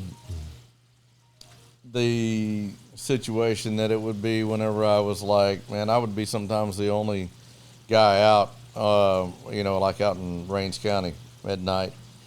Me and maybe a trooper or something like that, and maybe one other officer or a deputy, and I'd pull over a diesel for speeding, truck driver, and I'd sit there and go over everything. Everything else looked okay, whatnot, and I'd say, here's the thing. I could give you a ticket. I said, but I'm not going to. I was like, here's why. I said, I know you got a gun in here. I said, you probably shouldn't have it. I said, but I know you do. And I said, so here's the deal. You ever see me or any of my deputies in some kind of a situation, your ass better stop, get out, and assist. Yeah. You got it. And would they? I don't know. But what am I doing? I'm letting him off of a ticket? Big deal. Yeah. Just because there's that slight chance that I'm rolling the dice that this guy might be able to get out and help me. Yeah. If I'm getting my ass handed to me. No, I'm good with that. Yeah. I've never heard anybody in law enforcement say that and have that approach. But it makes sense. I did all the time. Yeah. I would sit there and just, be like that and say, look, here's the deal. This is I'm not trying to pull some kind of a, quota thing out here. If I was, I'd be writing you a ticket right now. Yeah. Here's why. There's so many people that feel entitled. And so I get made fun of. Like, I knew if it was late at night and stuff like that, I was always taught, and like, I've had this debate and argument with several people. If I'm getting pulled over for whatever, speeding, didn't use my turn signal, whatever, they're obviously pulling me over for a reason. I did something. Yeah. Whether I felt like that's right or wrong, it doesn't matter at that point. And especially if it's at night, well, I will turn the radio off, roll down my windows, and put my hands out the window so that they can see. I'm not trying to grab anything. I didn't do anything. And I've had several people actually argue with me about that, saying, "Oh, you're just making yourself look guilty. Like you're going above and beyond. Like you're giving them reason to now like do more." And I'm like, "How does that make sense to you? Like that makes no sense to me. Because at night, y'all can't see as much when you're walking up to the car. Right. You don't see them not holding their gun or like have their hand ready because they don't know what they're walking into." And you don't have to have a legal tint or anything. Like, you could have the standard tinting that comes on your car and, just normal shit, completely legal. Hard to see it's still stupid hard. You don't know if he's reaching down to the side of his seat or anything like that. He could actually be looking for his insurance card. Yeah. And it looks suspicious. And it's like, don't do that. Wait until they tell you. And, ask for, different things or whatever. I mean, it's just in today's day and age, it's just not worth putting up an argument with them. Take whatever they're going to give you. Now, I'm not going to say that there's not any bad cops. There's bad people in every profession. I mean, there just is. So, don't think that there's not, but the majority are there. because that's the job that they chose to do. They could be choosing to do something that would pay them a hell of a lot more. Yeah. You got professional football players out there, getting paid millions to just go out there and catch a ball and, get their body hit here and there, but so do the cops. Yeah. Why are they not getting that kind of pay? Yeah. Yeah, because we're not, looking at them on Monday Night Football, Yeah. But, hey, you watch them on, live Cops PD, and live cops, PD. So I really think that they should be getting a hell of a lot more. Sounds like you're like me too, where you really just like, I hate people that try to profile and put everybody into like categories and boxes. Like if more people would just treat people as human beings, like I don't care what color, what your sexuality is, all this stuff, like it's irrelevant, because at the end of the day, you're a human trying to go through life and enjoy life the way you want to enjoy life. Well, unfortunately, our I guess situation with everybody's just life as they look at it and the way that they live their lives, even to the way that they dress and or whatever. Yeah. When you sit there and it's media. It really is media. Yeah. You sit there and you look at the media and you look, okay, what does a gangster, drug dealer look like? Yeah. Well, most of the time they think that a drug dealer looks like, this guy that's, got, a bunch of gold hanging around his neck and, this, that, and the other, or whatever. And he kind of dresses like a thug and whatnot. He's a bad guy, Mm-hmm. It's not always the case. No. Absolutely not. And I guarantee you, if you want to really look at who the real drug dealer is, it's the guy in the three-piece suit that's funding all that shit, Yeah. making the money off that shit, So, Yeah, I mean, there's bad people, like you said, in every aspect of life. And it's, there's bad people in every race, every religion, every profession. There are good and bad. yeah. It doesn't matter. Like you're going to deal with that. So if you always, and I feel like too that people that are always looking for that, you'll find it. If that's what you're looking for, you're gonna find it. Yeah. If that's the things you're putting out in the universe, Yeah. You will beget that at some point. But then I'm going to say this as far as the the real bad guys out there. There are some of them that just don't care. Yeah. They have they don't care if you live or die. Yeah. They don't care if you got a family that they just assume try to kill your family as well. That's just what they Yeah. are. And you just don't want to get into those realms or those situations or whatever. It's just don't put yourself in that element. What other things in today's current political climate are you passionate about? Well, of course, because I'm a real gun guy. Yeah. Man, I all these people saying, they're against guns and this, that, and the other, whatever. At least carry and be proficient with what you're carrying all the time. Because if there would have been more people doing that when the Allen shooting went on, they probably would have been able to take that guy out a lot quicker if somebody would have actually taken action. Yeah. If I'd have been there, I'd have taken action. If you'd have been there, you'd have taken action, and probably been able to end it right there. You hear about all the bad stuff, but you don't ever hear about the guy who stopped the guy who could have continued a mass shooting. Yeah, those stories restaurant. last 30 seconds in the media. 30 seconds, because it doesn't make news. Nobody's like excited. They want to hear. It's like all the looky-loos on the damn road whenever there's a bad accident. Yeah. They want to see carnage. Why? And how many people actually stop when there's something like that happen? I mean, I got recognized by a client because of my beard. I had a motorcycle that, thank God, I was like, I always stay back on motorcycles, Yeah. man. I have utmost respect for motorcycles. I love motorcycles. I just won't own one in Dallas because it's nuts. Yeah, it's dangerous. Hey, Biz, will you let him inside real quick? I shut his dog door.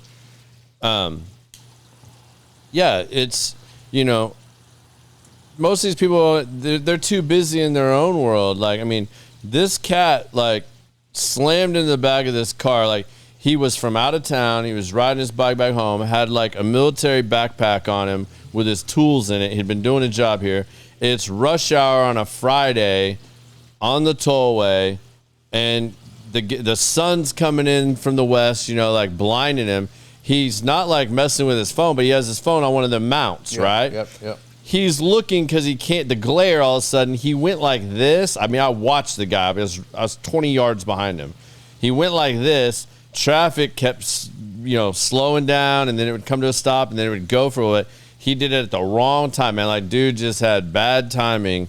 He went like that to see if it was his exit he needed to get off of, and traffic stopped. And like, right as he's looking up, he's about to eat the back end of this little, you know, 4-door sedan. Yeah. And he just grabbed his brake, and he went through his windshield with his left arm, which split him open all the way through here. Yeah. Well, he picked himself up off the bike and just started running around. The adrenaline hit him. But the dude is flinging blood. And I have an easy stomach, man. Like, Yeah. I mean, like, it's not seeing it. Yeah. It's you telling me the story of how it happened. That's what gets me. I mean, you can start telling me some gruesome story. Yeah. I will relive that visually in my head. I'll be out cold. Yeah. Seeing it doesn't really bother me. Yeah. And everybody gets that messed up. People try to send me gross stuff all the time trying to mess with me. But, you know, we got out. My wife, she's panicked because traffic's stopping behind us. She's been in a bunch of bad. She has neck injuries. And, like, she's all freaking out. Like, me and 3 other trucks blocked this guy in. So we get out and, like, I mean, I grabbed a golf towel out of my back. I was like, come on, dude. All right, you were in the military.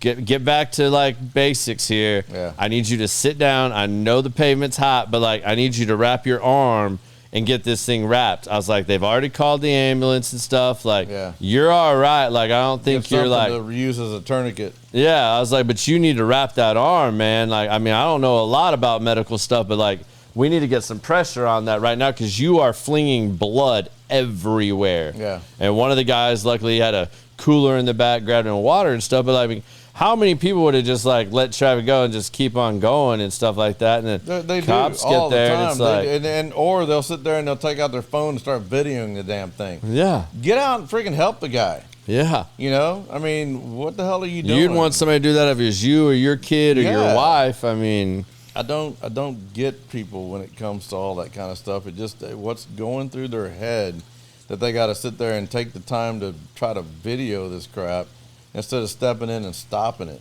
You know, yeah, that's my older son. You know, one time he said, you know, he was thinking about going and trying to apply to the police department, and I said, no.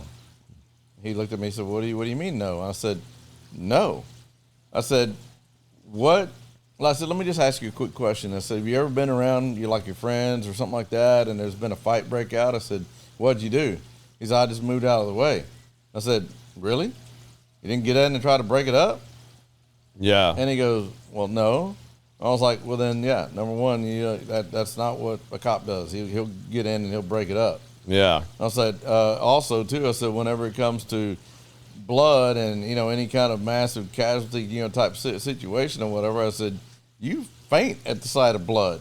I said, Yeah. you're not going to be in this business for Right. sure. You're going to see that stuff. You Yeah. know? It's not nice. yeah. It's, you know, it's gory sometimes. And I said, I've been on some really, really nasty accidents. And I said, and it was just something that should have just turned, you know, people's stomachs. And I said, and it kind of got to me later on, you know, especially if there was kids involved or something like that. Yeah. But, you know, you just process it different. That's tough though, because a lot of people don't know that. That's what I hate. People that assume that people that haven't been there, like anybody that's ever been in a fight, you know when somebody else not ever been in a fight. And it's usually the one talking the most. Mm-hmm. Like they've never had their ass whooped Nope. ever in their life. And if you've been in a fight or two, you've gotten your ass whooped at least once. Yeah.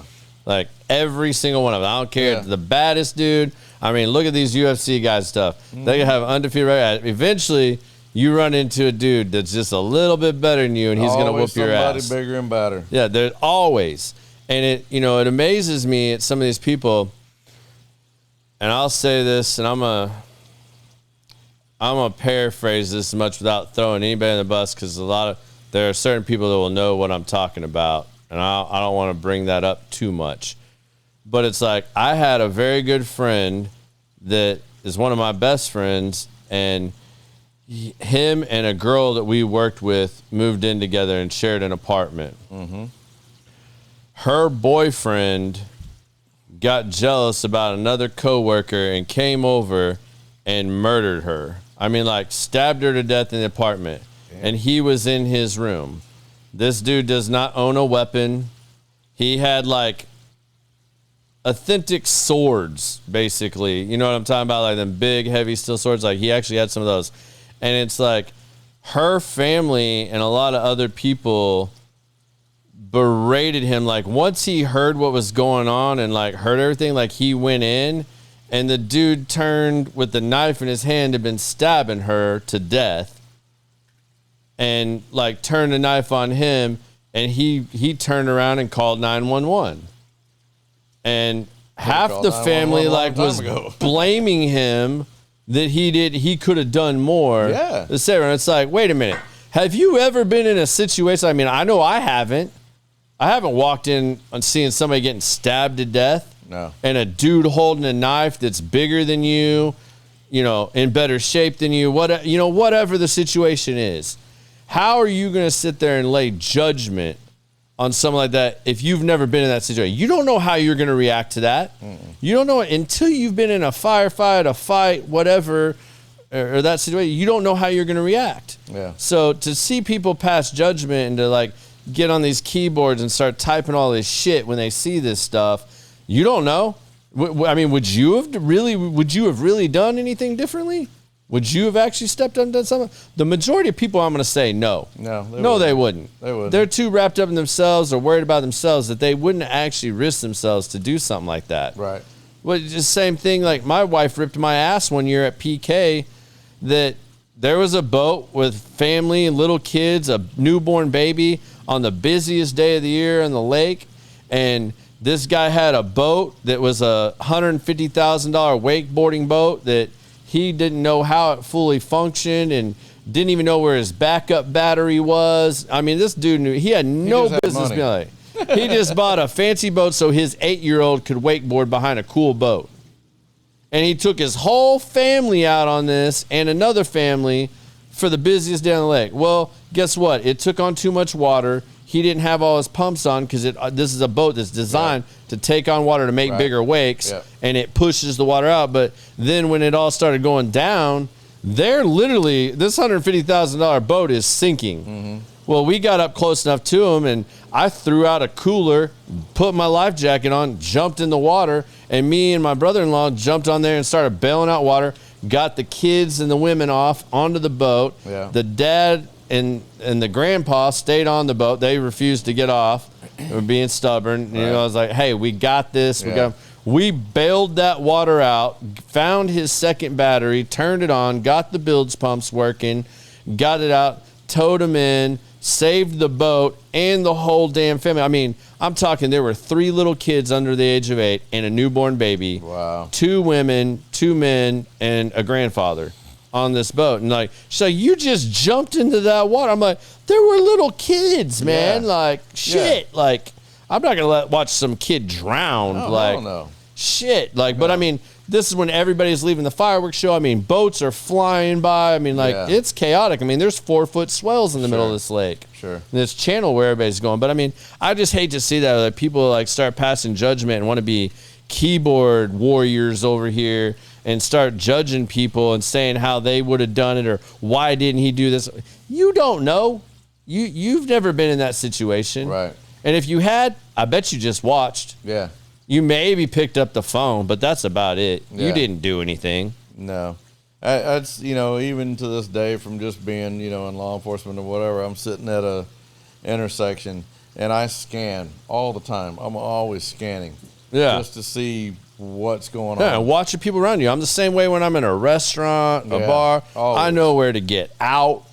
I watch people. I think people need to be a little more aware of their surroundings. They do. Most people that get into these situations, They have they are no so clue. wrapped up in their own world that they don't pay attention to shit going on around them. Always be And aware if you of would your just be a surroundings. little more aware, life would be a lot better. And you'll be more conscious of things happening around you, people around you, conversations you could be getting into. Yeah. It's not necessarily eavesdropping or, maybe you hear them talk about something great and then all of a sudden you have an intro to say something that would, maybe spark a new relationship, a new friendship, something Yeah.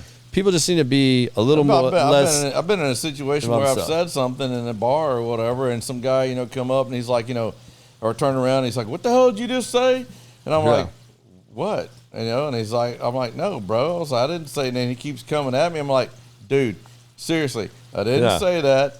But let's just turn this around. How about I go over here and buy you a drink?" Yeah. And let's just start this over because I Yeah. totally didn't say anything like that. Yeah.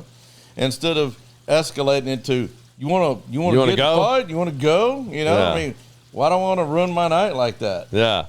I was out having a good time. Learn to turn a situation around. That's Yeah. crucial. Now, don't get me wrong. There's been other times where Yeah. it's went a different way, but Yeah. I'll be happy to engage with you, sir. oh yeah, be happy. All right. Well, we're getting here towards the end of the show. We need to wrap this up. You and I could sit here and do this for hours. Oh, yeah. I'm sure we'll have to have you back on the show here soon again, and we'll do this again. We appreciate everybody that's been tuned in tonight, man. We've had a lot of great comments. We can go into more specific topics next time. Yeah, next time we'll dive a little deeper. We'll see what the feedback is and what you guys want to hear us talk about a little more. You guys have questions for Don? Shoot them in. We'll bring him back on the show. You guys tell me what you want to hear, what you want to know. I'm open to that, and the website is officially done. So all of you that are on here now, there will be some merch coming soon. We're working on that, but the website's done. So you guys can go to commonsensethepodcast.com, check it out. It's got great links. You guys want to have a guest on here, you can send them to that page. There's a quick little thing where they can sign up to reach out to me, and I'll reach out to them and talk to them. Or if you personally would like to be on the show and there's something you want to talk about, reach out to me as well. Everything's on there where you guys can do that now. It's real easy. Hope you guys like the website, man. We spent a long time working on this and revising it because I'm a little OCD and anal, so I had to make sure it was perfect to me before I wanted it out there. But you guys, please go check it out. Give it a share, give it a like, and we hope you guys are enjoying the shows. But it's that time where we do the 2 questions that we do with everybody. So the first question is, if you could leave your boys with one piece of advice, the last piece of advice you could give them, what would that one piece of advice be? My piece of advice, I guess, is to, like I was talking about earlier, I guess, reach out and talk to people possibly that you haven't talked to in a while, or reach out and talk to people that, seem to be always reaching out to you or something like that. I mean, I get in a situation where I'm like, I invite people and, want to see them, want to go out with them all the time, do this and that. Yeah. And there's always some excuse or whatever. Make time for people. Literally, just make time for people. And I think that you'll find out that your life will be more rewarding if you do. Yeah. I just got asked if you're naughty Santa. Nice one, Brian. Nice Hey, one. Maybe. Yeah. Maybe, Brian. Yeah. You'll have to wait to one of his parties and find out. Maybe we'll get you out to the Christmas party or something. No, on that Come note, sit too. in my lap. No, I'm just Yeah, kidding. and yeah, there you go. There you have it. No, there's something a good friend of mine suggested recently, and I've been trying to incorporate this too, and it goes along with what you just said, and I just want to add to that he challenged me basically because he talked about how he was doing this, and I've tried really hard to do this recently, that once a week, reach out to someone you ain't talked to in a long time. Just pick up the phone, call an old friend, an old acquaintance, whatever, and just check on them, see how they're doing. Like, start a simple conversation. And that's been so cool, man, because I've reconnected with a lot of people that I ain't talked to in a long time. That, you know, some used to be really good friends that maybe we've grown a little bit apart, whatever, but just that one phone call to, hey, man, how are things going in your world? What's life treating you like today? Yeah. I mean, it could change a lot of things. Yeah, it can. Yeah. And you just never know. And it may be nothing but just reconnecting for that one night. And you don't know what they're going through. So Yeah. maybe you call at just the right time. Yeah. Because I know, we had a friend on here recently, too, that lost somebody that they had no idea what they were going through. And this person decided to take their life. And, I mean, what if that phone call could have changed that just because they felt alone or didn't have anybody to talk to, and you made that one phone call? Well, I mean, that's the extreme end of it, but like, you never know what people are going through. Everybody goes through shit in life. Here and here's a perfect example of whatever. I just found out tonight that Busy's stepdad had just passed away, and he was a great guy. I got to meet him a couple times. Come over to a couple of my parties. Freaking super great guy. And I feel bad that I hadn't talked to him, in the last couple months or whatever. Yeah. And, just finding that out. Yeah. That hurts my heart. But, Yeah. Circle of life. it Yep. is. All right, now for the big question. Oh, hell. It ain't really a question, but it's Common Sense Podcast. Okay. We tell everybody at the end, this can be something I didn't ask you, that you feel you really want to get off your chest, or that you wanted to talk about, or that you want to talk about that you didn't get the chance to. It could just be something you feel like sharing with everybody, but give us Don's 2 cents. My 2 cents. My 2 cents is, again, it's one of those things to where when I'm a very social person.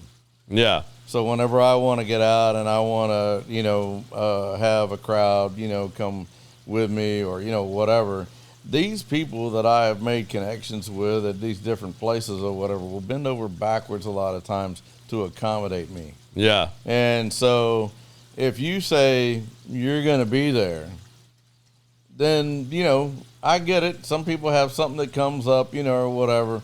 But a lot of times I feel like, they just didn't show up, or whatever. And it's like, hey, call me and let me know why you didn't show up. Don't just ghost. Yeah. You know what I mean? Yeah, or just if you really don't want to be there, tell me you ain't going to come. Exactly. It ain't going to That's hurt not my gonna feelings. It hurts my feelings more when I plan for you to be there and you don't show up. Because ain't that right, Biz? Because I'm really looking forward to you being there, and then when you don't show, kills me. I mean, we had a couple guys I ain't going to call out by name that did that yesterday. But, yeah, I mean, be respectful of people. Yeah.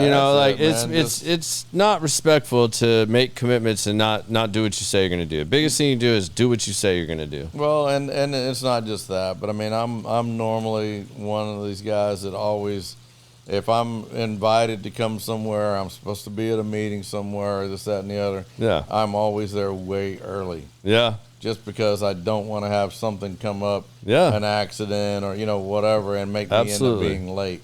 Yeah. It just makes me look like I'm not professional enough to be Yeah. there. Or that you didn't care enough. Or that I didn't care.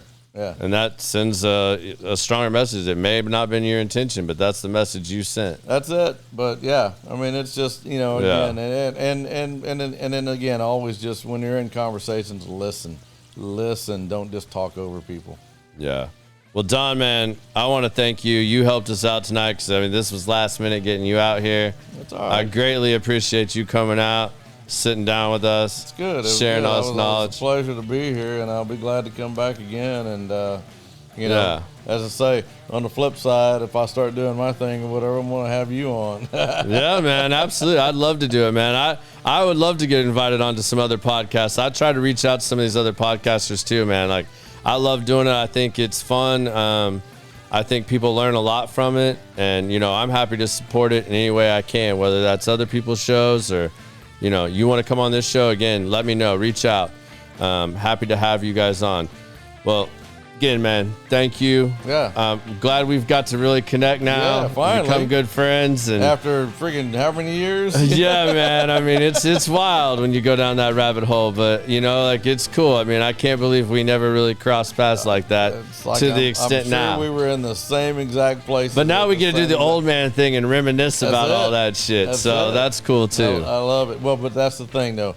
And I will tell you, this is the one last thing, and I will say, whenever I was growing up and I was a kid, my grandfather used to take me out and go to some place like the feed store, and there'd be the old guys sitting out in front of the feed store just shooting the shit. Yeah. And I would sit there and listen, and they would tell me all this stuff, and I would just learn. I had no idea how they did stuff back in the day. Yeah. And I'm like, wow, it just amazed me, and the knowledge that these old men had. So Absolutely. don't sit there and look at any person that's older than you are and sit there and think, these guys don't know. They don't know. Yeah. They probably know. They know a lot. Yeah. It's just And whether or not can you tell want to it in listen. somebody's face. If they've been there, you know it. Yeah, know? absolutely. Well, y'all stay safe. We'll be back next week. We will be back on our normal time on Thursday. Not sure where we're going to shoot that show at yet, but I'm sure it'll probably be back at the lounge. I think we're finally about to a point at the lounge where our show will be back to being pretty regular there. We are going to have about 3 more shows for you guys before the end of the year, and then we're going to take a little holiday break, regroup. Look out, I got a new program, so y'all going to get to see more short clips and stuff like that. We'll be bringing that to you guys. And then next week, I'm bringing a good friend of mine on, one of my favorite artists. He's my tattoo artist, Colin Johnson. You guys are going to get to meet him, and we're going to go down that rabbit hole of all his artsy world and all the things he does. I think you guys will enjoy that. He's a really dope guy that has a lot of very interesting perspectives on things and looks at things through a little different lens than maybe everybody normally looks through. And I'm excited to sit down with him and talk about that. So I hope you guys enjoyed the show. Thanks for tuning in. We'll see you next week. Peace. Yeah.